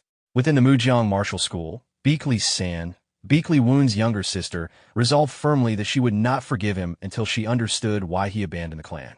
Elsewhere, Beakley Woon intercepted an incoming attack and assessed Munchio's abilities, acknowledging that he was competent. A companion turned to check on Wang, asking if he was unharmed, while Beakley Woon casually asked for Munchio's name. Munchio responded carefully, questioning whether he was the sect leader of the Righteous Heaven sect and why he had attacked them. Beakley Woon explained that it was part of his evaluation method. Before teaching anyone, he needed to assess their level. When reminded that only one participant needed to reach the sect entrance to pass, he challenged the logic, stating that allowing those who failed basic assessment into further trials would be meaningless.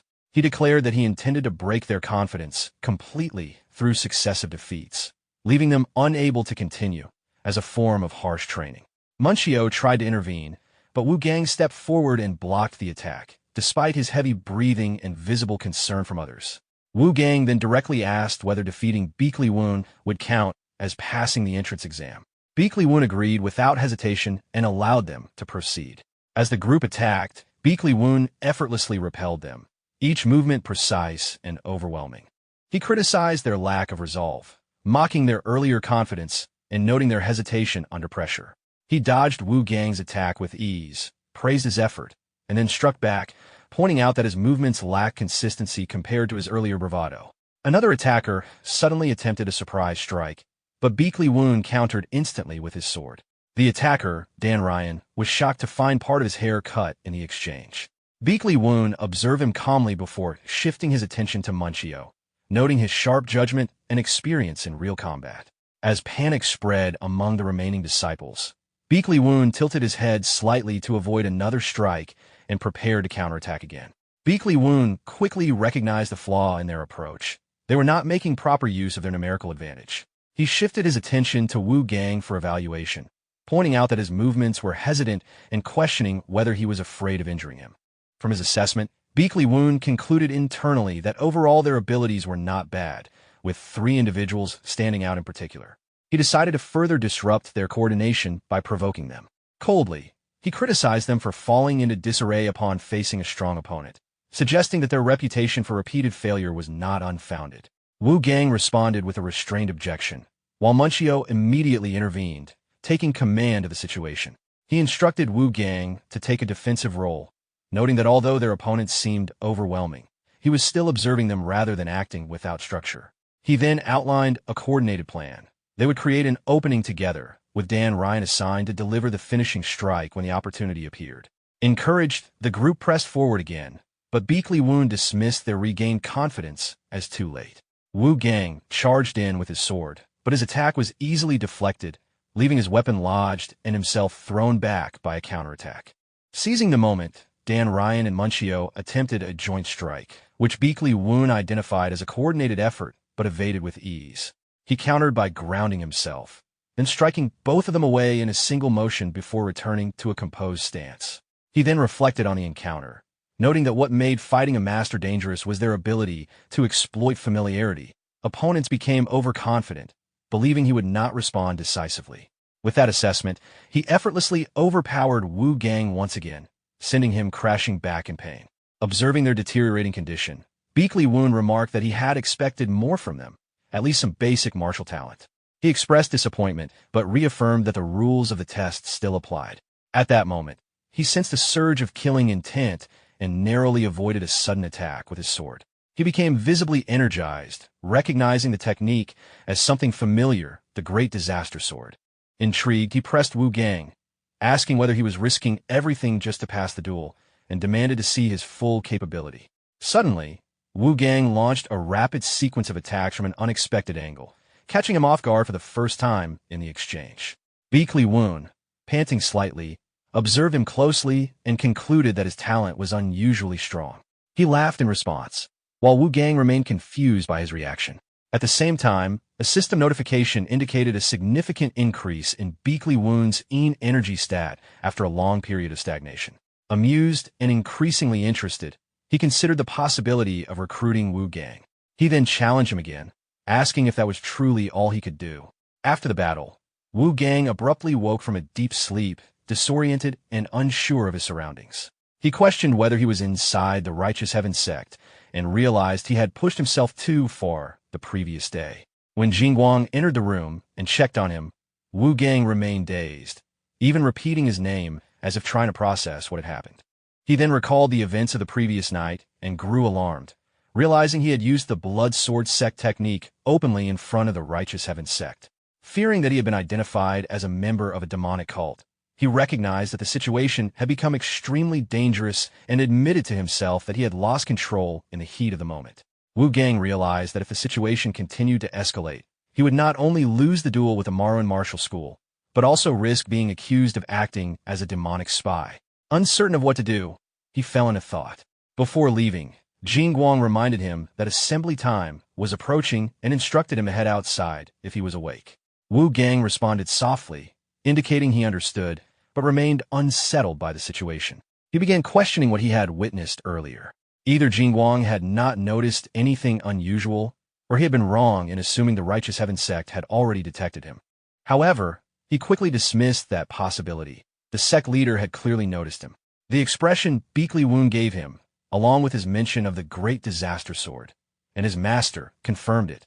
If he truly wanted, Wu Gang believed he could have already exposed him as a demonic spy. That raised a deeper concern. Why had he not informed the others? What was he planning?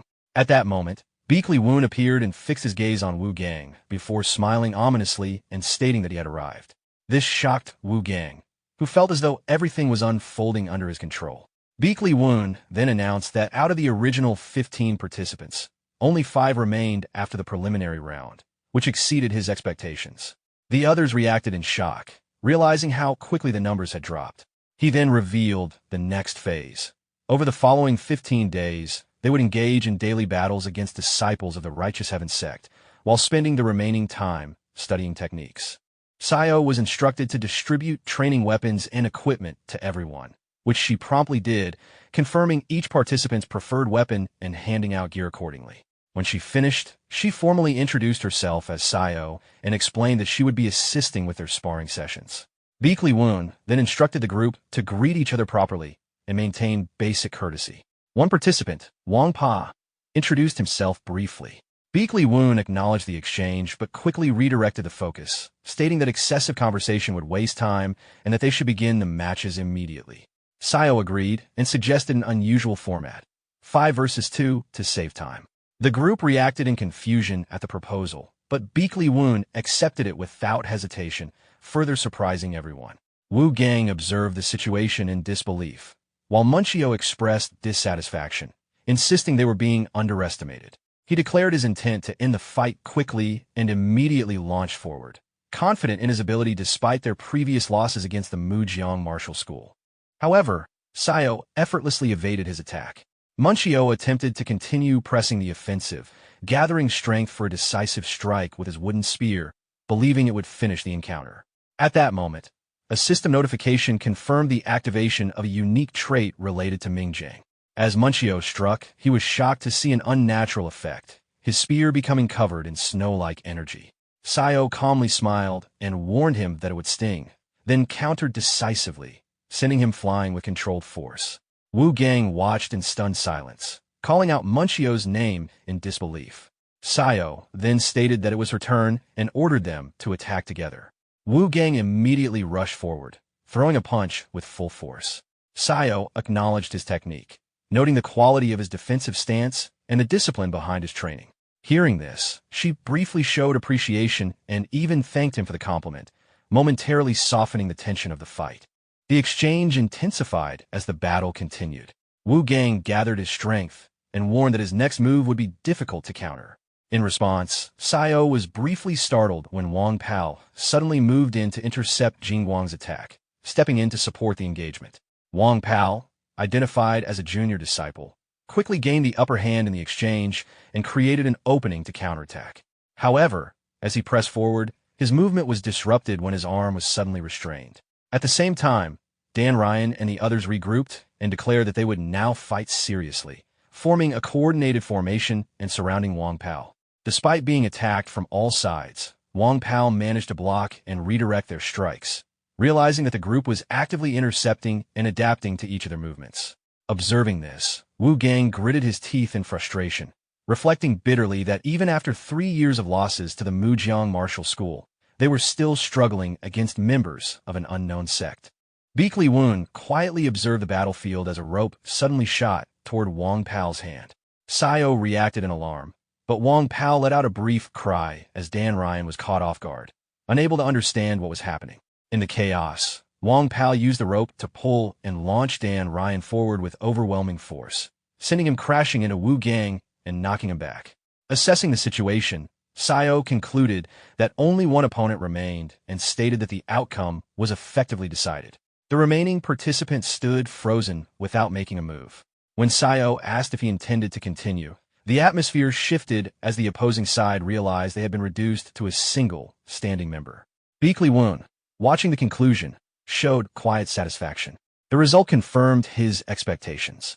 He then revealed that Sayo had only been formally training in martial arts for about 2 months, a fact that shocked everyone present. Wu Gang stood in disbelief, trying to understand how someone with such limited training could possess such refined strength and coordination.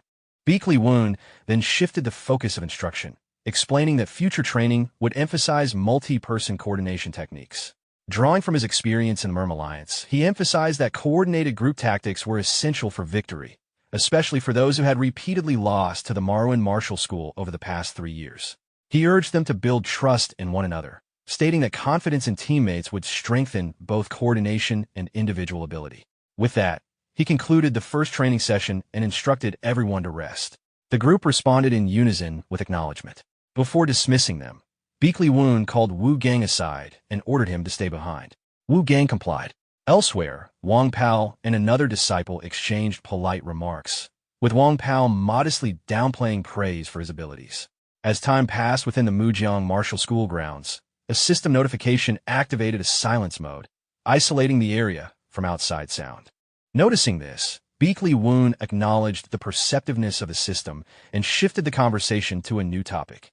Standing opposite Wu Gang, he directly questioned him about the involvement of the Bloodsword Sect and the presence of the demonic cult's young sect leader within the Mujiang martial school. He warned that if no satisfactory explanation was given, consequences would follow. Wu Gang immediately became more guarded and considered escaping, but Beakley Woon abruptly launched an attack, cutting off that thought. He coldly stated that escape was not an option and repeated his demand for answers. As pressure mounted, Wu Gang's memories began to surface, pulling him back to earlier events. At the Bloodsword Sect the previous year, a cold voice had questioned Wu Gang about whether he had broken the arm of someone who was no longer able to resist. He had been ordered to stand, but he gave no reply.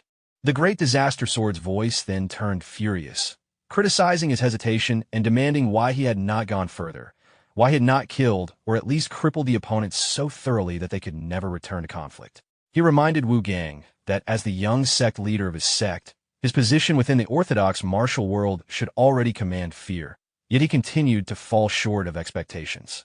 The pressure escalated further when he was ordered to kill his senior sister. Wu Gang was stunned and demanded clarification, but he was cut off immediately. The explanation given was cold and absolute.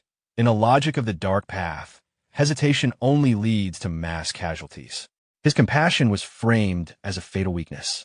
He was told that if he disobeyed, not only would his senior sister be killed, but so would everyone around him, and he himself would eventually be forced to inherit the Bloodsword Sect after killing his master. Left with no real choice, Wu Gang reluctantly accepted the order outwardly, declaring obedience and agreeing to infiltrate the Merm Alliance as a spy and eliminate his senior sister. Internally, however, he planned to delay and escape the moment he left his master's presence. In reality, Wu Gang suddenly snapped back to the present and shouted as he attempted to break through Beakley Woon's position. Beakley Woon observed his decision and noted that while his judgment of opponents was still immature, it was not entirely wrong. He acknowledged the attempt and urged him to reveal his true strength. Beakley Woon then engaged him directly, explaining that he had come for training and that orthodox martial arts alone would not allow Wu Gang to reach his full potential. He insisted that only by exposing his real abilities could Wu Gang prepare for future conflict, including the upcoming battle with the Mujiang Martial School. Wu Gang defended himself while struggling under the pressure of the exchange, realizing how different this situation was compared to the earlier entrance test. As he narrowly avoided strikes and tried to respond, Beakley Woon calmly evaluated his movements, noting that while his orthodox techniques were clumsy, they were still more useful than expected. However, he also stated that Wu Gang was fundamentally unsuited to unorthodox martial styles. This provoked Wu Gang, who demanded clarification. Beakley Woon responded that he was not suited for the killing sword, a style that required absolute willingness to eliminate everything in its path. Hearing this, Wu Gang recalled fragments of his past and grew more agitated, insisting that Beakley Woon knew nothing about him. Beakley Woon pointed out directly that Wu Gang's sword contained hesitation, identifying a lack of killing intent as his core weakness. Wu Gang pushed back, questioning how he could judge him so easily, but Beakley Woon answered with a strike, sending him flying. As Wu Gang struggled to recover, Beakley Woon pressed further, questioning what principle he actually followed. Wu Gang, frustrated and shaken, insisted that it was all or nothing and dismissed the idea of any deeper principle. Beakley Woon continued his pressure, stepping forward and attacking while asking why Wu Gang even held a sword. Wu Gang tried to respond, but was interrupted by another attack. Their blows collided with tremendous force, tearing into the ground and leaving visible damage across the battlefield. Finally, Wu Gang was forced down to his knees, struggling under the overwhelming difference in strength. At that moment, Wu Gang admitted there was a deeper reason behind his need to grow stronger. His thoughts returned to his father, an ordinary martial artist who nonetheless kept his word on the battlefield. When others retreated, he had been the only one to stand his ground. Even if the world dismissed it as a meaningless death, Wu Gang remembered it with unresolved anger, convinced his father had died unjustly. That lingering grief had nearly driven him to the edge. Yet he now realized that acting recklessly would only lead to a pointless death of his own. He understood that if he wanted anything to change, he had to survive and become stronger, enduring everything in the process. However, the path he chose had gone beyond his original intent. In pursuit of power, he had unknowingly become entangled in the identity of the Blood Sword Sect's young sect leader, no longer the young Master Wu Gang he once was. Beakley Woon fell silent after hearing this, and then asked whether he regretted the past. Wu Gang hesitated before admitting he did not know.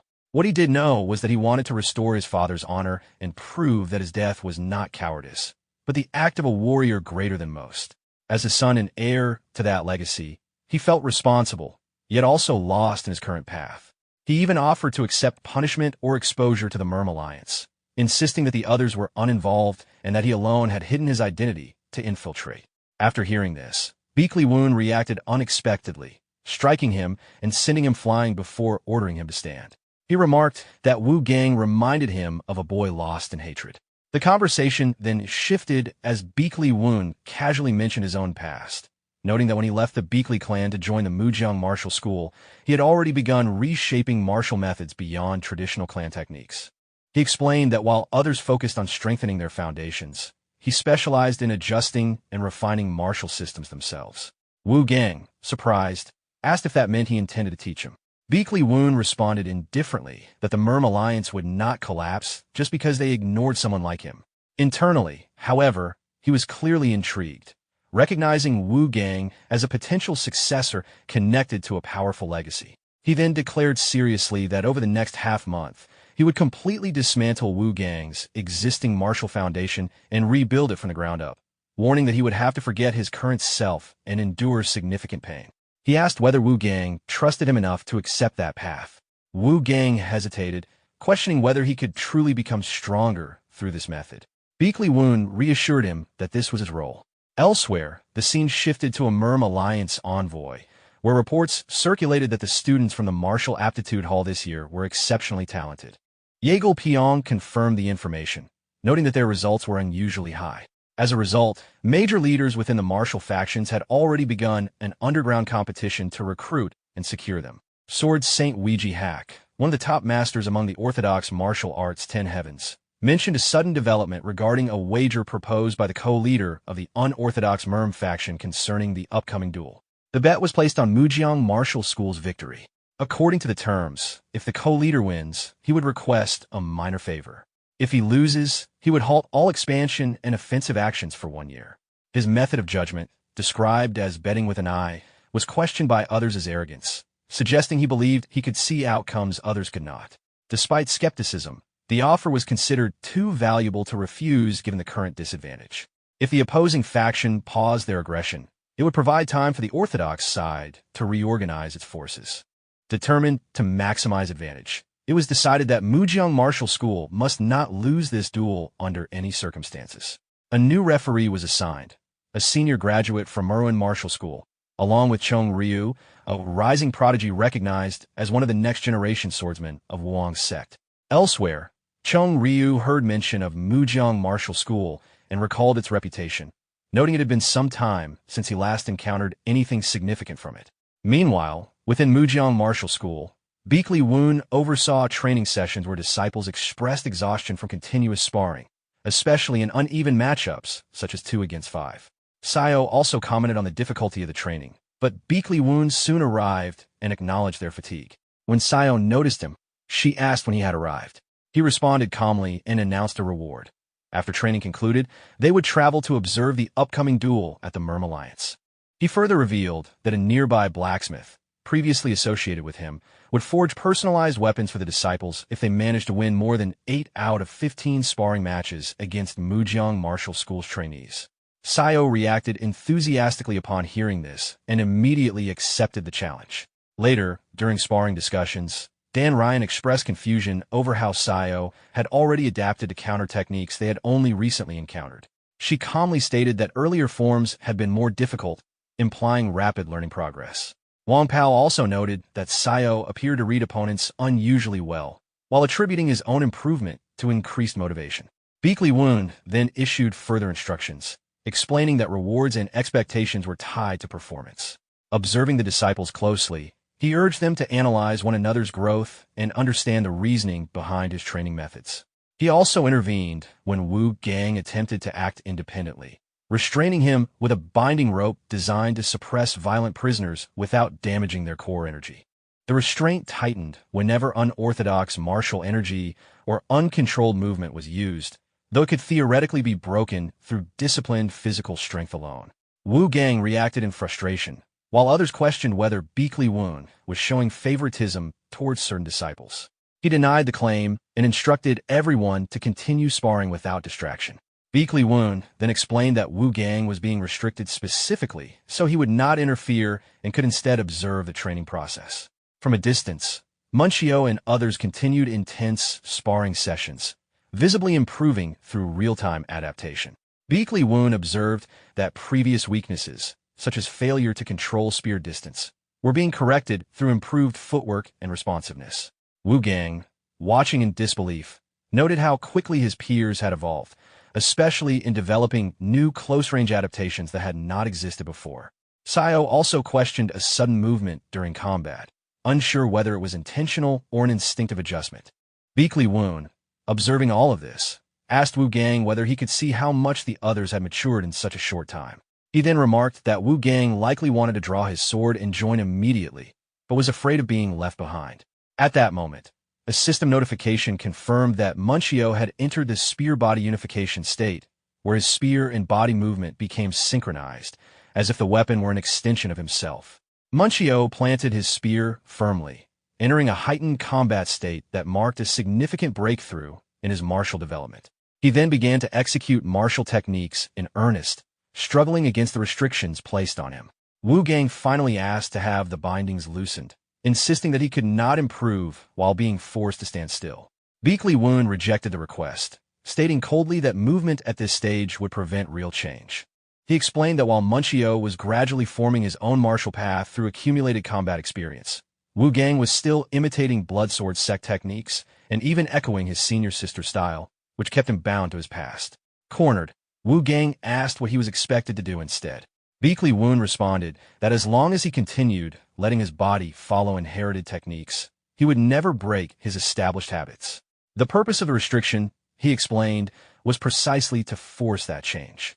He then focused on Wu Gang's internal condition, analyzing that if physical movement could not correct his habits, the issue lay in how his internal energy circulated. Wu Gang suddenly understood and mentioned the concept of bloodline-related cultivation. Beakley Woon confirmed his reasoning and explained further. He stated that while other disciples were experimenting with new fist forms to break out of old patterns, Wu Gang needed to go further by completely reconstructing his internal foundation. He explained that although humans possess 365 acupoints, martial artists typically utilize only a fraction of them, and Wu Gang would need to find his path among the unused points. Wu Gang internally deduced the process, opening new acupoints, channeling internal energy through them, and forcibly overcoming resistance from established circulation routes. However, the system soon detected instability. His internal energy had been invaded by impurities and began flowing in reverse, indicating severe risk. Beakley Woon immediately warned him not to rush, explaining that forcing the process could result in loss of his dantian if the unstable energy consumed him. Observing nearby, Munchio reacted in confusion, questioning the nature of such extreme cultivation methods. Wu Gang endured intense pain, but Beakley Woon ordered others not to interfere, stating that this was something Wu Gang had to resolve himself. Wu Gang steadied his thoughts, refusing to abandon the process, determined not to return to his past state. He focused on purging the corrupted energy and forcing circulation through the new pathways. A system notification confirmed that his internal circulation had entered a micro-heavenly cycle. He let out a strained cry before gradually stabilizing. After some time, he finally calmed, breathing heavily as he recovered. Concerned, someone asked if he was all right. At that moment, the pressure within him suddenly surged, breaking the binding restraint. Beakley Woon, observing the result with satisfaction, stepped forward and confirmed that Wu Gang had successfully removed the influence of Bloodsword Sect techniques. He described him as a blank slate now. Wu Gang acknowledged this and requested further instruction, insisting that he could not be left behind and needed guidance to form a new path. Beakley Woon agreed, stating that he would shape that blank slate into a new sword path and lead him back to the training ground. The surrounding disciples reacted with excitement at Wu Gang's return to the group. Elsewhere, in a forested area, investigators discovered a corpse drained of blood. Namong Wu examined the scene and noted the body had been completely bled out. Chung Ha, visibly frustrated, ordered him to stop speaking and pointed out the neck wound and evidence that the body had been suspended during the process, suggesting a deliberate method. She noted regret that the culprit had escaped again. Namong Wu analyzed further, observing that the victims shared no clear pattern, suggesting the attacker consumed blood indiscriminately. He added that the method was too disorganized to be attributed to a cult or demonic sect, instead suggesting it might be a sadistic serial killer or even a monster. He noted that while the damage was not on the scale of a great demon, the lack of traces suggested intelligence.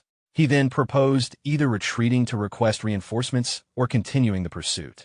Chung Ha firmly rejected withdrawal, insisting they could not allow further casualties and speculating that higher-ranking authorities would likely pursue the case as well. When asked for objections, Namong Wu agreed to proceed under orders. He then half-jokingly considered the likelihood of death in such missions and even suggested preparing insurance. Finally, he carved a message into a tree, stating that if he went missing for more than a month, others should contact the Sect master of the Righteous Heaven Sect. Beakley Woon briefly muttered to himself, sensing an uneasy premonition that trouble was approaching. Sometime later, he stood at the gate of the training hall and addressed the disciples, acknowledging their 2 weeks of intense training. He praised their progress, noting that most of them had clearly improved, though he pointed out that one among them still had not discovered his own sword path. He confirmed that Sayo and Wang Pao had each achieved 8 victories as promised, and therefore the group would proceed to the next phase, including the forging of personalized renowned weapons. He reminded them that they had every reason to take pride in their results and express confidence that they could complete the next stage successfully. He then revealed the second training phase in blunt terms. They would fight and refine themselves through direct combat against one another. Elsewhere, Beakley Woon reviewed a report from the Merm Alliance deputy strategist, learning that the number of missing persons in Hunan had recently surged. The opposing official explained that many of the recovered victims had their throats slit and their bodies completely drained of blood, with most being civilians traveling alone. Based on the findings, Beakley Woon concluded that a murderous demon was likely responsible. He asked how the Merm Alliance was responding. The report stated that elite young operatives had already been dispatched to Hunan, including Namong Wu and Master Chung Ha, while the Tiger Squad had been assigned to the hub province. Hearing this, Beakley Woon judged that the situation was being handled by capable individuals and felt reassured, noting their skill levels and adaptability. However, the mention of demonic activity triggered an unpleasant memory. He then abruptly asked when the situation would be disclosed to the Manhwa Martial School disciples. At that moment, a sudden commotion erupted nearby. Jin Guang was struck and thrown into a room, injured, while Wu Gang was seen engaged in a heated clash elsewhere, leading to confusion and disorder among the disciples. Beakley Woon, noticing the chaos, asked if everything was all right and was told that the situation was under control, though clearly tense. Frustrated, he criticized the disciples for causing embarrassment in front of guests. Yurong expressed concern about whether it was safe to leave things as they were, and the conversation shifted to the status of training at Manhwa Martial School. It was mentioned that the legendary fighter Chung Ryu had reappeared and was reportedly involved in training the next generation. Beakley Woon was visibly surprised, recognizing Chung Ryu as a top-tier genius of the next generation and one of the closest contenders for the title of the strongest martial artist. He reflected that such a person should not naturally excel at teaching, making Manhwa Martial School's current development even more unexpected. He then remarked on their apparent abundance of talent, drawing further attention from those present. Outside, Wu Jin apologized for the earlier disruption, taking responsibility for their shortcomings. Beakley Woon reassured him, stating that despite the chaos, the disciples had performed better than expected over the past month. However, when Dan Ryan immediately resumed training instead of resting, Beakley Woon snapped and ordered everyone to stop and listen properly. He then clarified his past, revealing that during his time at Manhwa Martial School, he had repeatedly faced Chung Ryu in tournament finals and had never once been defeated. This revelation shocked those listening. When asked directly about his identity, he confirmed that in the past he was known as the White Sword Dragon, a title he earned before leaving his master more than a decade ago. He dismissed it as history, stating that he was now simply the sect leader of the Righteous Heaven Sect. Realizing that the disciples had been doubting him, He then firmly reminded them that everyone had performed well over the past month and suggested they were overdue for a short rest. Even so, Dan Ryan immediately insisted on continuing training.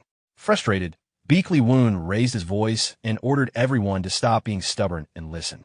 Finally, the group settled down and began to properly follow his instructions. At this moment, Munchio stared at his own palm in confusion. He told the Sect Master that no matter how intensely they trained, they recovered unusually fast by the next day, and their injuries healed far quicker than normal. Beakley Woon considered this and realized it was due to their inclusion on the temporary disciple roster, which granted enhanced recovery effects. Even so, he reminded them that rest was still necessary, especially to prevent mental fatigue, which could be just as damaging as physical exhaustion. He ordered them to rest properly for the day, adding that visiting Yuyong's daunting lake would also be a rare opportunity for martial artists. The disciples quickly complied. Beakley Woon then added a final warning. Although the arrangement was temporary, they were currently considered members of the Righteous Heaven Sect. If they caused trouble outside, he would personally force them to crawl back to the Merm Alliance to report to him once training concluded. The group immediately assured him they would behave. Excited by the break, they prepared for the trip, with some expressing regret that Wang Pao could not join them. Munchio organized the group, suggesting they first visit Daunting Lake's most famous locations before enjoying food together. However, when they arrived at a restaurant, they were informed that it was fully occupied on the first and second floors, while the third floor was reserved for distinguished figures of the region. Unable to afford or access it, Munchio quickly pulled the others away, insisting they find another place and avoid unnecessary spending. At that moment, a woman named Gall approached and offered to pay for their meal on one condition: that they tell her about the person currently training the young disciples here. She removed her hat as she addressed Beakley Woon directly. Wu Gang, observing her, quietly wondered who she was, noting her striking appearance and blue eyes, while recalling fragmented memories connected to her name. Meanwhile, Gall reflected on her own past. She remembered being told that she would be introduced to an interesting opponent and initially dismissed it as exaggeration. She had heard warnings about the sect's unpredictable nature, but still felt compelled to meet the person responsible for the Righteous Heaven Sect's current reputation. She had even planned to establish a fabric shop locally as a cover while searching for him, confident in her own skills.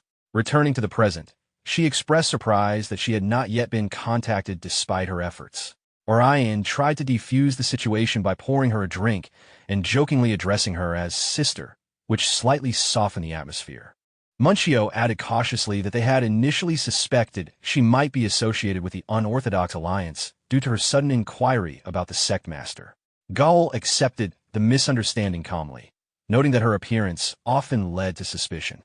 Munchio quickly apologized for the assumption. She then questioned whether the Righteous Heaven Sect Master had ever mentioned her. The group hesitated, unsure how to respond, until Wu Gang bluntly suggested that he might have simply forgotten. This caused visible embarrassment, prompting Wu Jin to quickly cover his mouth. Wu Gang clarified that the Sect Master was likely too busy with training and responsibilities rather than intentionally ignoring her. He explained that current pressures, including preparation for the wager with the Unorthodox Alliance, had likely left little room for personal matters. Gall acknowledged this explanation, noting that the bet between the Orthodox and Unorthodox alliances before the Grand Tournament had led to a temporary suspension of conflicts, with both sides wagering on their ability to evaluate people. The group reacted in surprise upon hearing this, realizing the situation carried far greater political weight than they had assumed. In the wager, it was revealed that the Unorthodox Alliance had bet on Mujiang Martial School's victory, while the Merm Alliance had placed their support behind Marwan Martial School. Hearing this, Wu Gang slammed the table in anger, insisting that a grand tournament should not be manipulated by outside forces and that it was not something the Unorthodox Alliance should interfere with. Gall continued explaining the terms of the bet. If the Unorthodox Alliance lost, they would halt all attacks and territorial expansion for 1 year. In return, if they won, the Merm Alliance would only need to fulfill a single small request. Because of this imbalance and consequences, the Merm Alliance had no real choice but to accept. However, the result was that both sides now quietly hoped for different outcomes, and the participants of the tournament had effectively been turned into pieces in a larger political game controlled by the Unorthodox faction. Upon hearing this, Munchio became furious, accusing the higher authorities of treating them as expendable pawns. Others expressed similar anger, believing they had entered the tournament on equal terms, only to realize they were being used in a broader scheme. Some argued that since they belonged to sects under the Merm Alliance, even a loss would not damage their personal honor and might even bring compensation. However, Gall challenged this view, pointing out that such thinking ignored those who actually had something to lose. She emphasized that for people like them, there was no option to simply accept defeat. They had a fight to win. Munchio bluntly agreed with her assessment, while tempers flared. Wu Gang suddenly struck the table, cutting off the argument and demanding that they stop. He then questioned what the sect master truly intended, suggesting that Beakley Woon likely already knew about the wager and was acting with a deeper plan in mind. Elsewhere, two individuals discussed the growing tension, speculating that the Merm Alliance would continue to face mounting pressure. Beakley Woon, however, remained calm and stated that he had no intention of following the expectations of higher authorities. He declared that anyone who came to him would be treated as his disciple, implying he would act independently of their schemes. When asked whether this would amount to open resistance against the Merm Alliance, he casually asked for assistance. But Yang immediately refused, stating that opposing the Merm Alliance was too risky and not in his interest. He suggested that if persuasion was needed, it should be directed towards someone else in the group. Beakley Woon calmly remarked that the other party was not exactly hiding anything and questioned when he had realized the situation. The conversation was interrupted when a messenger arrived, reporting urgent news from the Righteous Heaven Sect merchant network. Martial artists from both the Merm Alliance and Unorthodox Alliance were gathering. Initially, the report was assumed to indicate a large-scale conflict between humans. However, the messenger quickly clarified that the real threat was different. The 100 demons were advancing toward Daunting Lake. Meanwhile, deep within the forest, the 100 demons roared and moved as one. Their killing intent surged outward like a tide, each of their instincts focused on one directive: hunt humans and consume them. Beakley Woon was already aware of the nature of the 100 demons. He understood that a Yakai realm forms when a great demon establishes dominion over a territory, transforming it into a corrupted zone. As long as one avoids entering that domain, survival is possible. However, lesser demons are drawn toward the location where the great demon has recently emerged, and their movement inevitably leads them toward human settlements. This coordinated migration is what is known as the 100 demons. The report confirmed that the 100 demons were heading directly toward Daunting Lake, originating from the Beijing direction, with an estimated scale of around 250. From this, it could be inferred that a great demon had already formed. The report further added that a month earlier, Chengha and Namong Wu had gone missing while investigating a series of disappearances. Beakley Woon frowned upon hearing this update, recognizing the seriousness of the situation. Additional information indicated that traces had been found at the entrance of the Yakai realm. The messenger concluded that if there had been no return within a month, the matter was to be reported directly to the Righteous Heaven Sect. Without hesitation, Beakley Woon decided to move immediately toward Beijing. When someone questioned whether he would attend the Yuyang assembly instead, he calmly responded that a formal summons had already been issued for the major sects to gather there, but he had no obligation to participate. The confusion grew when another asked about the enforcement units stationed at Daunting Lake. Beakley Woon explained that they were not required to respond to the summons, as their primary duty was to protect the champions of the two major schools. He added that the Righteous Heaven Sect branch in Yuyang would handle proper coordination of their return. More importantly, he emphasized that the priority was to eliminate the great demon before it fully absorbed the Yakai energy. If it succeeded, the region would be transformed into a true hellscape. As he assessed the situation, he briefly recalled a fragmented memory of someone once speaking to him cryptically about fate and destiny, hinting that his path was unusual. He dismissed the thought and focused on the immediate crisis. Elsewhere, O Ryong expressed anger and frustration, insisting that the Righteous Heaven Sect should clarify whether the Merm Alliance was treating them as expendable pieces and what Beakley Woon's true intentions were. At that moment, a sudden interruption occurred as Guang Yun arrived. He identified himself as the local Merm Alliance commander stationed in Yuyang and announced that the 100 demons were already approaching, turning the entire region into an imminent battlefield. He ordered everyone to return immediately to the training area for evacuation. O Ryong objected, questioning whether they were being told to abandon the battlefield. Guang Yun corrected her, stating that it was not desertion but a tactical retreat, as protecting them was the Merm Alliance's highest priority. O Ryong argued that they were capable of fighting, but Guang Yun cut her off sharply, reiterating that it was an order. He emphasized that there were far too many major sects involved and that they were not suited for direct combat in this situation. When resistance continued, he firmly stated that objections would not be accepted, reinforcing that lower ranks must obey higher commands without question. Ouyang reluctantly complied. Wu Gang, however, sensed something was wrong. Although the explanation sounded reasonable, Guang Yun appeared unusually tense, as if concealing deeper concern. He then ordered everyone once again to return, declaring that break time was over. Ouyang, still unsettled, wondered aloud what was truly happening. Munchio quietly raised a concern, suggesting that the commander might not be telling the full truth. He questioned why they were being pushed back to the training area if the situation was truly as dangerous as described, speculating that the commander likely already knew the outer defenses would be breached. Wang Jin, confused, asked for clarification, insisting that everyone had heard the same report about reinforcement from major sects arriving soon. Before he could finish, Wu Gang interrupted, raising a critical possibility. What if those reinforcements did not arrive in time? In that case, the commander's intention might be to draw the battle into the city while keeping non-combatants in a safer zone like the training area. Munchio, maintaining a rational stance, argued that these were only assumptions and that they should follow orders from higher authority. His statement triggered anger from others, who accused him of being overly submissive. He calmly defended himself, stating that they needed to consider the Sect position. However, he was interrupted again by objections, with others insisting that fleeing would result in civilian casualties. They reminded each other that, as temporary members of the Righteous Heaven Sect, abandoning the people in crisis would contradict their role as practitioners of the righteous path. Wu Gang firmly stated that they could not retreat under such circumstances, and others echoed his sentiment.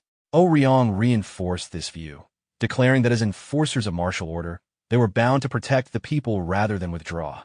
Munchio then suggested a compromise, proposing that they retreat first and re-engage only if necessary.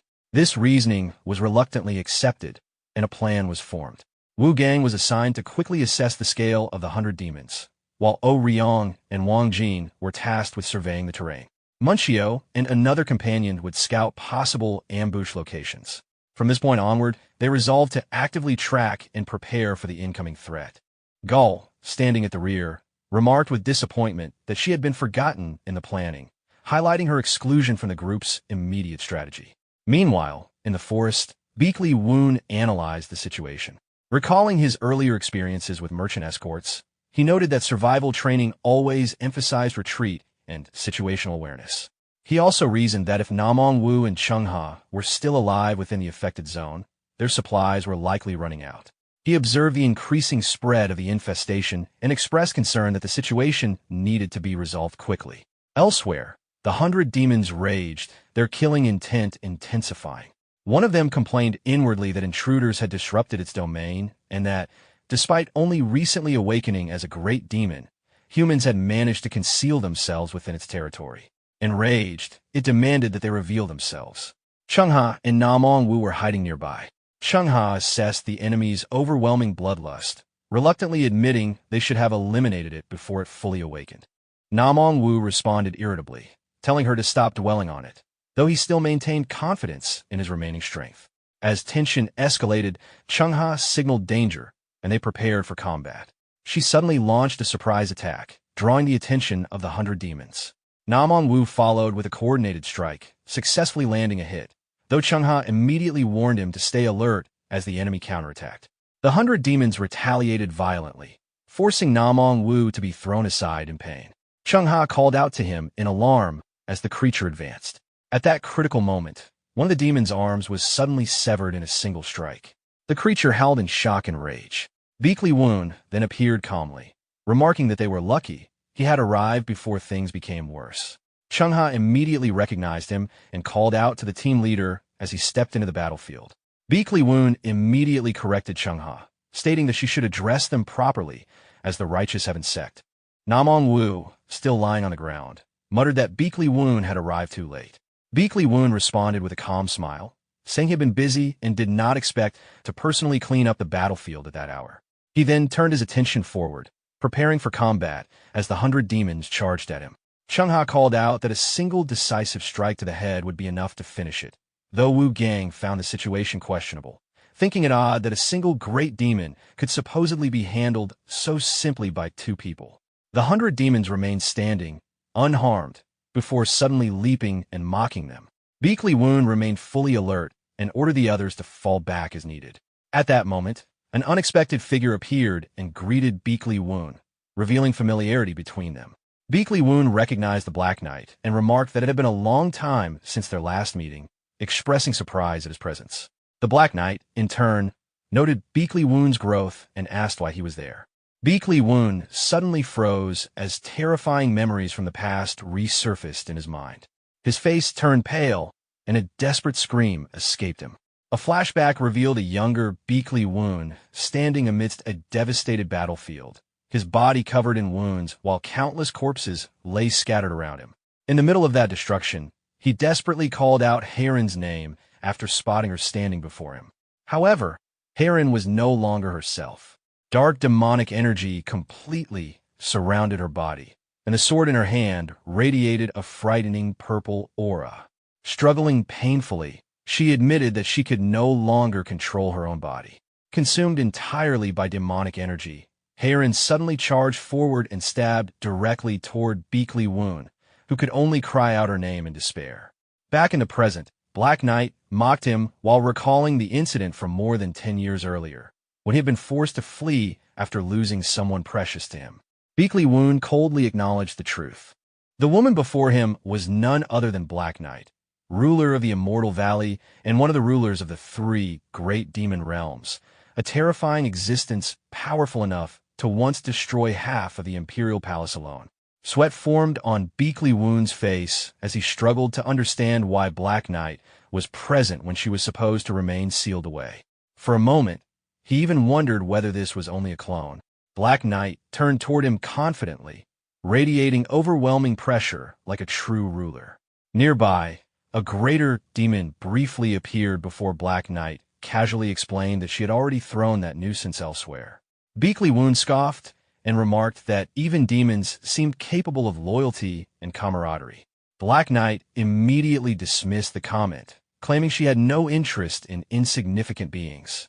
Beakly Woon responded with a cold smile and declared that he still had unfinished business with that monster. After dealing with Black Knight, he intended to hunt it down personally. Black Knight mocked his confidence, but Beakly Woon fiercely replied that 10 years was more than enough time for the world to change completely. He was no longer the same person he had once been. Lightning-like energy surged through his eyes as veins bulged across his body. Filled with determination, he swore that this time he would erase Black Knight from existence permanently. Suddenly, a loud screech echoed through the area as a sharp sword strike cut through the air. Elsewhere in a gloomy forest, Dan Ryan sighed in relief after noticing there were no powerful demons nearby. However, Xian Wugang immediately warned everyone not to lower their guard and ordered the group to retreat at once. After defeating several weaker demons, Wugang began wondering why the battle felt strangely easy. Qian Munchio quietly reminded him not to forget the hellish training they had endured during the previous 2 weeks. Wugang blankly claimed he had done nothing special, causing Munchio to angrily yell that the real problem was what awaited them afterward. At that moment, the disciples recalled Beakly Woon's terrifying training sessions, where he appeared with blazing red eyes and a frightening smile. Compared to that experience, fighting demons now felt almost identical to their training. Munchio explained that demon combat relied on identifying weaknesses and striking them precisely, exactly as they had practiced. As he watched the group move together smoothly, Munchio secretly admired how much everyone had improved in only a month. He even began wondering whether Beakly Woon had planned all of this from the very beginning. Wugang also realized that every member of the group had grown stronger. Even so, deep inside, he struggled constantly to suppress the blood sword sect martial arts he had once relied upon. The restriction left him feeling trapped while simultaneously craving even greater power. After some time, Munchio suddenly asked Wugang what he planned to do in the future if they survived this battle. The unexpected question left Wugang stunned. Munchio clarified that if they succeeded in eliminating the demons, and safely reach the tournament afterward, then they needed to think seriously about what their true goal would become beyond simple survival. Seeing Munchio's thoughtful expression, Dan Ryan teasingly asked whether he was feeling worried. Munchio calmly answered that he was only reminding everyone of something important they should never forget. Wu Gang merely sneered in response and declared that if such brutal training never led to a stage where he could truly prove himself, then he would rather go insane. He and Munchio repeatedly nodded before loudly urging everyone to stop hesitating and charge forward. Dan Ryan shouted in agreement, reminding the group to focus only on the monsters directly in front of them instead of panicking. Meanwhile, Xian Wu Gang stood at the front line, facing a massive horde of monsters. In a firm voice, he reminded everyone that survival was their highest priority. The disciples immediately formed ranks while Munchio ordered them to hold the line until reinforcements arrived. He strictly warned everyone against acting recklessly.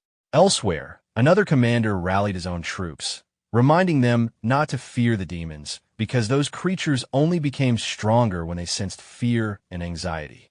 A spiky-haired warrior shouted back confidently, declaring that they were fighting to protect their families. During the battle, another group of warriors noticed something strange. The night parade of 100 demons had arrived late, and even more unusual, the demons were not advancing toward them. Instead, the monsters were fleeing in panic as though something far more terrifying was chasing them. Suddenly, a giant spear shot through the battlefield and pierced one of the demons instantly, leaving the spiky-haired warrior completely stunned. The top-knot leader quickly recognized Wu Gang and his group. Angrily, he demanded to know whether they had ignored the retreat order. Wu Gang calmly admitted that he had heard it. Even while dodging attacks from nearby demons, Wu Gang repeated that he was fully aware of the command. The leader became furious and demanded to know why they were still there if they understood the order so clearly. At that moment, another demon nearly bit through Wu Gang's neck. Before the attack could land, Munchio suddenly rushed in and drove his sword directly into the demon's mouth, saving Wu Gang's life.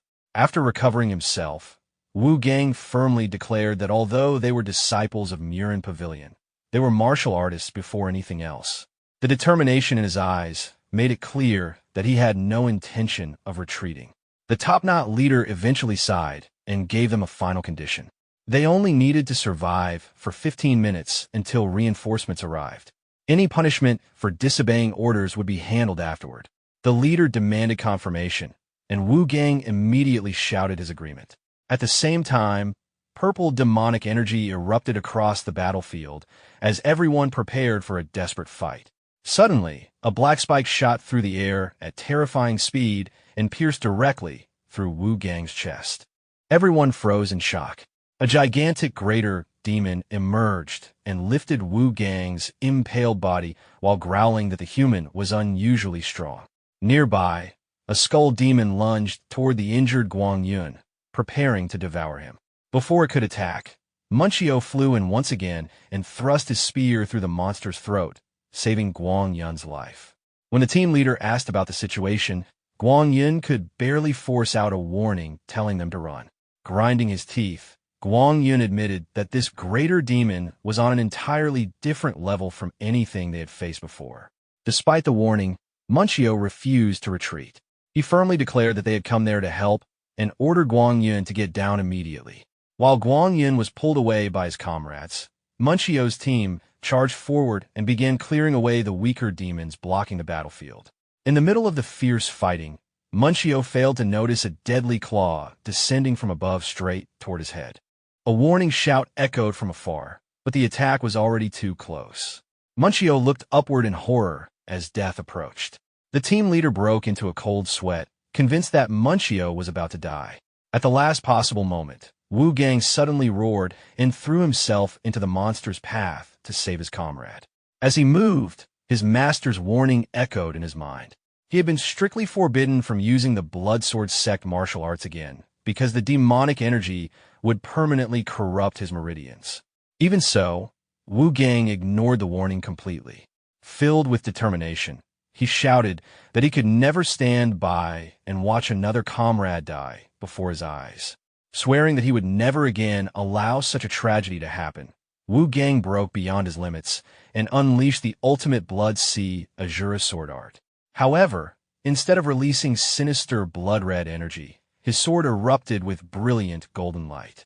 The greater demon was caught completely off guard as the golden sword energy tore through its body. A painful shriek echoed across the battlefield before the monster was split apart. Watching from afar, Beakley Woon was stunned. He immediately realized that Wu Gang had surpassed his own limits. Meanwhile, Wu Gang quietly admitted to himself that he had no other choice. Having narrowly survived, Munchio turned toward him in complete disbelief, struggling to understand what had just happened to his sword. Wu Gang stood firmly with the blade in his hand, radiating a brilliant golden light. Even Munchio could not help shouting in confusion after noticing the unusual color. At that moment, memories resurfaced in Wu Gang's mind. He remembered Beakley Woon once encouraging him by saying that one day he would discover his own sword path. Now, he finally understood what those words meant. Another distant memory appeared.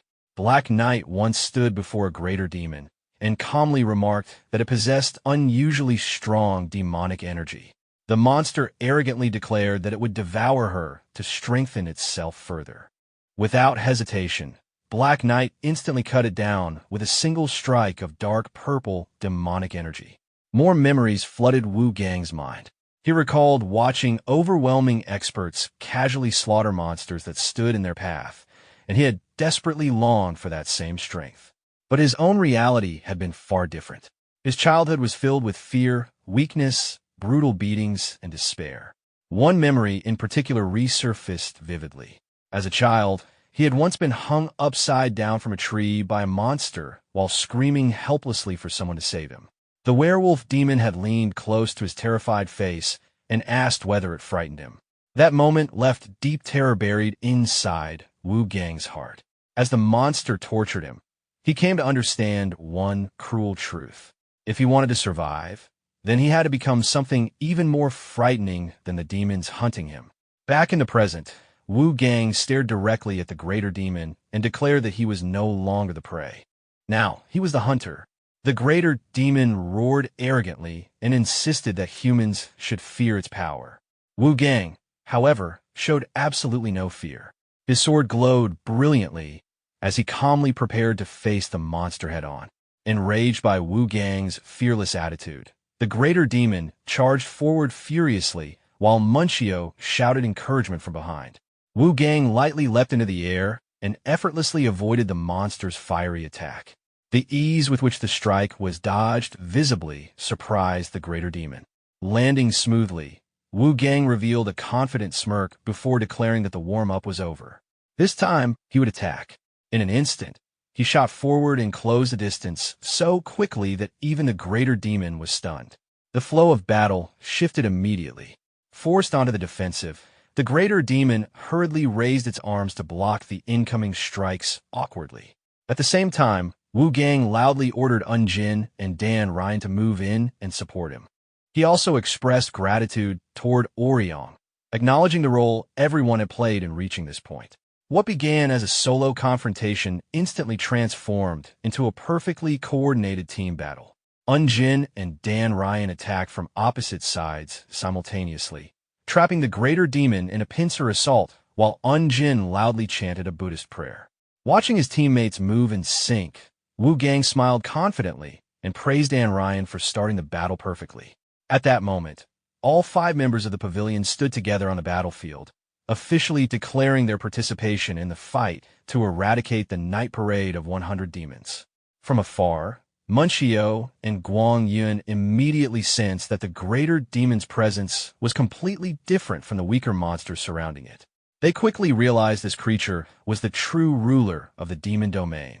Nearby, a masked ally supported the injured Guang Yun while urgently warning everyone to stay cautious of the demon's claws because its attacks were unusually unpredictable. Meanwhile, Dan Ryan charged forward fearlessly with overwhelming momentum and shouted for the others to leave the rear defense to them. The greater demon roared furiously as its crimson eyes burned with rage. Purple demonic energy gathered into a massive sphere in its hand before it launched a devastating attack. Dan Ryan reacted instantly. raising his sword and blocking the crushing strike without flinching. While the monster's attention remained occupied, Unjin rushed in from the side and delivered a heavy blow directly into its flank. Seeing the perfect coordination, Dan Ryan smiled confidently as though the battle had already tilted in their favor.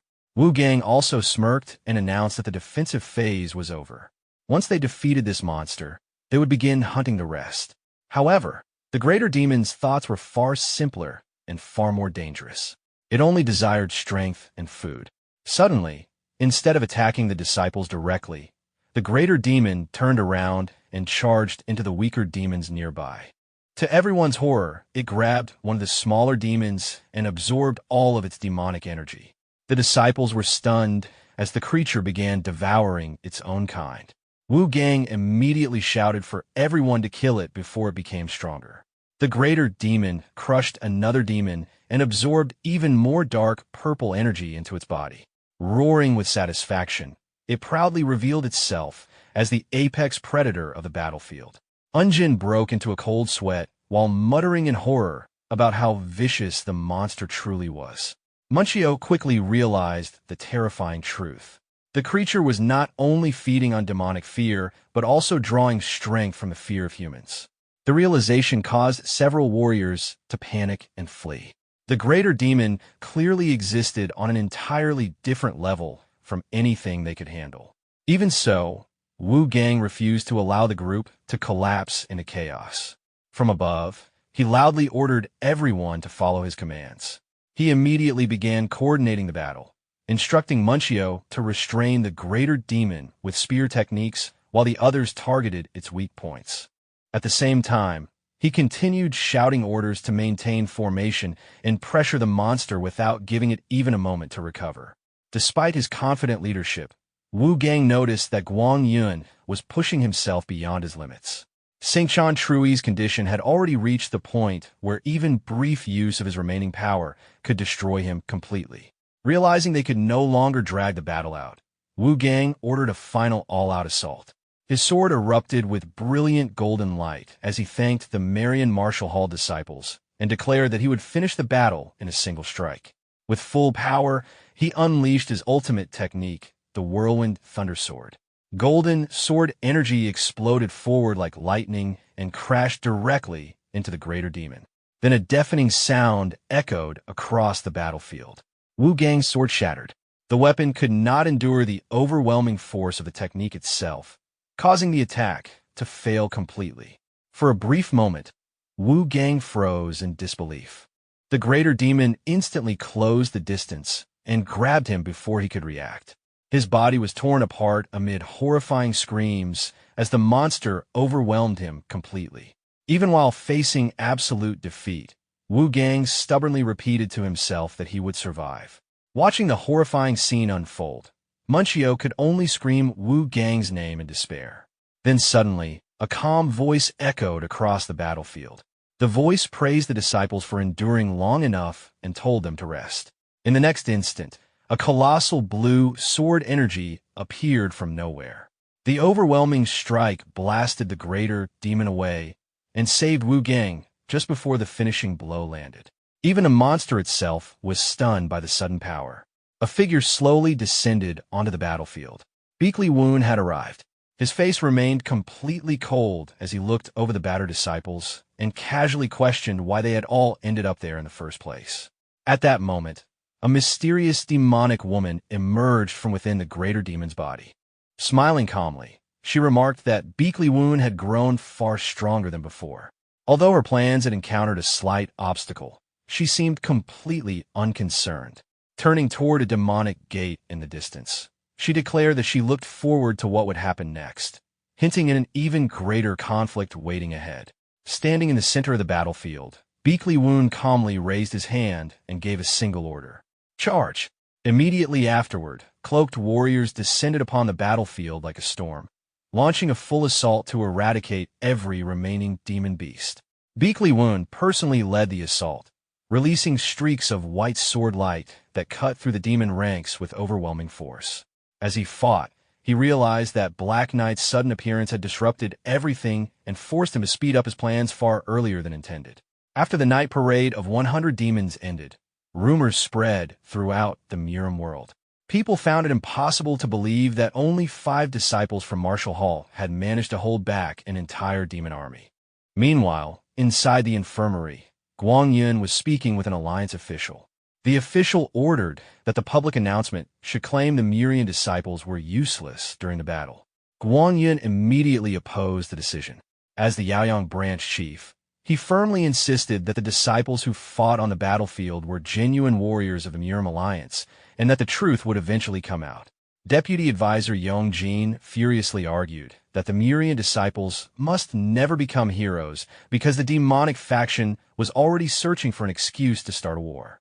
He grabbed Guang Yun by the collar and demanded to know why those children had been pressured to lose the inter-school tournament for the sake of political stability. He even claimed the order had come directly from higher authorities. Guang Yun calmly brushed his hand away and reminded him that Murian was still one of the pillars of the alliance. Even after being rejected, the official could only shout Guang Yun's name in frustration. Despite his injuries and bruised face, Guang Yun stubbornly maintained that the disciples he witnessed that day were true martial artists, not immature children. Elsewhere, the surviving disciples gathered at a tavern to celebrate. The atmosphere quickly turned lively as everyone exaggerated their achievements. One disciple proudly claimed to have defeated 20 demons, while another immediately insisted he had taken down 25. Wu Gang apologized to Beakley Woon for the noisy atmosphere, but their master casually replied that such behavior was normal after surviving a life-and-death battle. Then Beakley Woon suddenly brought up a serious topic. He directly asked whether they had already heard that the Miram Alliance wanted them to lose the tournament. The cheerful mood vanished instantly. Every disciple fell silent as their expressions darkened. Beakley Woon calmly drank his tea before confirming that it seemed they already knew the truth. He then asked them what they planned to do about it. Wu Gang explained the dilemma they faced. If they deliberately lost, the demonic faction would avoid invading for an entire year. But if they won, allied sects could potentially suffer severe consequences.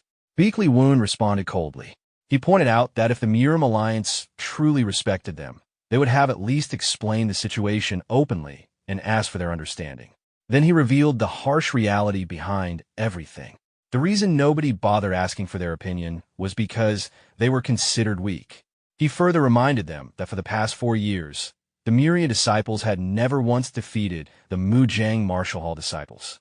Since their defeat was already assumed from the beginning, nobody felt the need to consider their feelings. The disciples could only remain silent after hearing the brutal truth. Beakley Woon continued by telling them that this was the true level the Miram Alliance believed they possessed. Then he asked one final question. What do they truly want? Wu Gang's eyes immediately burned with determination as he gave a firm answer. At once, the entire group shouted together. They wanted to win. Hearing that response, Beakley Woon slowly smirked and raised his teacup. Then he ordered them to do exactly that. He told them to crush the Mujang Martial Hall disciples and prove to the fools within the Miram Alliance that they were wrong. They were also rising stars of the Miram world. With a challenging expression, he asked whether anyone objected. The entire group shouted in unison that they did not. Satisfied, Beakley Woon announced that the Yaoyang branch chief would cover all expenses for the night and told everyone to eat and drink freely. The disciples immediately erupted into cheers. Elsewhere, Guang Yun suddenly broke into a cold sweat despite the bandages covering his eyes. He sensed an ominous demonic aura nearby. At the same time, Beakley Woon quietly declared that everyone should enjoy the remaining month because hellish training would begin again tomorrow. Suddenly, a system notification appeared before him. Thanks to the disciples' recent achievements, the Sect's reputation had risen dramatically, allowing the Sect's system to upgrade. A domineering laugh echoed as the system presented him with an important decision. He now had to choose the Sect's future development path. The first option focused on expansion and influence. By establishing multiple branch halls, the Sect would rapidly increase its fame and greatly improve disciple recruitment. The second option focused on elite development. Instead of quantity, it emphasized raising a small number of exceptional disciples while improving martial arts mastery and transmission efficiency. As this decision appeared before him, The group remained gathered together inside a bustling and near the Murim Alliance headquarters. Lanterns hung high across the inn, while the lively atmosphere continued around the disciples. Meanwhile, Beakley Woon remained focused on analyzing the system panel until one of the disciples informed him that the food had finally arrived. Deciding to postpone the important decision for later, he joined the others before the meal became cold. Inwardly, he concluded that the system's choice was not something that needed to be rushed. During the gathering, Sua suddenly asked whether the Mujang Marshall Hall disciples were truly as powerful as the rumors claimed, since everyone already assumed they would win the tournament. Instead of answering directly, Beakley Woon asked if she remembered the tournament format. Sua confidently replied that she had participated before and believed it was simply a series of dull one-on-one matches. Beakley Woon smirked faintly before correcting her. He explained that the Intersect tournament was far more important than ordinary matches. It existed to train the future pillars of the Murim world. According to him, the goal was not merely to find strong fighters, but to develop future leaders capable of strategy, judgment, and real combat experience. He then broke down the structure of the tournament. The competition consisted of 3 main rounds. The first was a speed-based trial. The second focused on individual duels to display personal martial skill, and the final round was a large-scale team battle involving all participants. Whichever faction won at least 2 out of the 3 rounds would become the overall champion. At that moment, a large man interrupted the conversation while mocking Mujang Pavilion for failing to win a single round during the last 4 years. He then casually asked Beakley Woon about the betting odds for this year's tournament. The man loudly declared that Mujang Pavilion finally had a real chance of winning. To everyone's surprise, he addressed Beakley Woon like an old acquaintance. Sua looked confused until it was revealed that the man was Pianguk, the young lord of the Pine Clan and a former fellow disciple, as well as one of Beakley Woon's old rivals from 7 years earlier. Pianguk swaggered confidently, convinced that Beakley Woon still remembered him clearly. However, Beakley Woon stared at him expressionlessly and calmly asked who he was. As Sua quietly repeated Pianguk's name, the man immediately became furious and corrected her loudly. Beakley Woon then pretended to finally remember him while deliberately mispronouncing his name again. He casually explained to Sua that this man had once been his so-called rival back in Murin Pavilion. Trying to recover his dignity, Pianguk laughed awkwardly and threw an arm around Beakley Woon's shoulder. The moment he did, Beakley Woon released internal energy, so overwhelming that Pianguk's body instantly stiffened in place. Even while struggling to move, Pianguk loudly continued boasting about Mujang Pavilion's guaranteed victory this year and proudly praised the strength of his generation. After listening quietly, Beakley Woon finally responded with a cold remark. To him, they simply sounded easy to defeat. Then, with a mocking smile, he directly asked whether Pianguk's generation had ever successfully defeated Miriam before. Without waiting for an answer, he calmly pointed out that they never had. Pianguk was left speechless. Furious, he insisted that things were different now. Beakley Woon immediately used that opening to propose a wager, while an intimidating pressure filled the atmosphere around him. Suspicious that Beakley Woon was plotting something, Pianguk hesitated for a moment. Beakley Woon then struck him psychologically by calmly asking whether he was actually afraid. Pianguk's eyes burned with anger as he clenched his fists under the provocation, while Sua quietly watched the confrontation unfold. Unable to back down, Pianguk accepted the bet.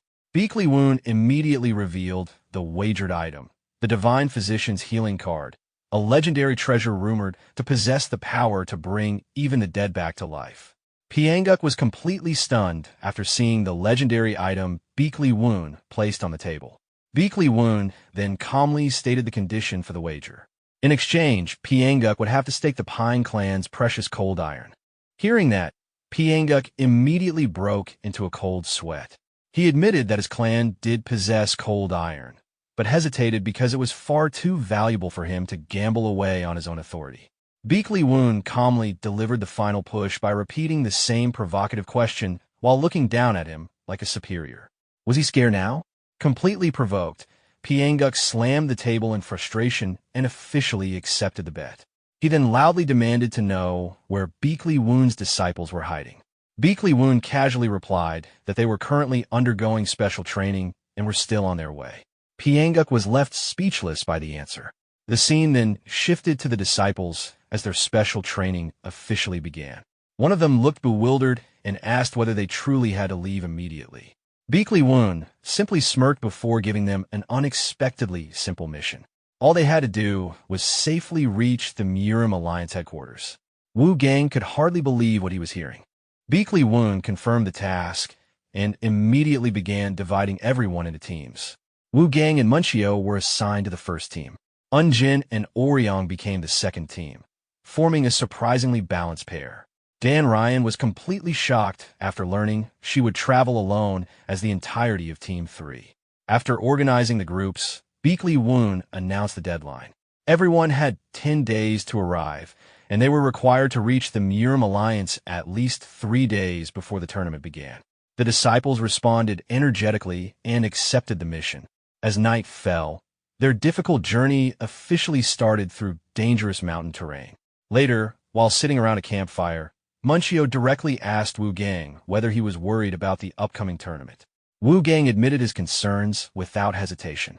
Although he had changed his sword path, he still carried unresolved ties to the Bloodsword Sect and could not stop wondering how its leader would react. Suddenly, a strange sound echoed from deep within the forest. Munchio instantly became alert and asked whether Wu Gang had heard it too. At that moment, a red-robed figure appeared silently on a nearby slope and coldly remarked that their awareness was not bad. Wu Gang and Munchio immediately assumed defensive stances while demanding to know who was there.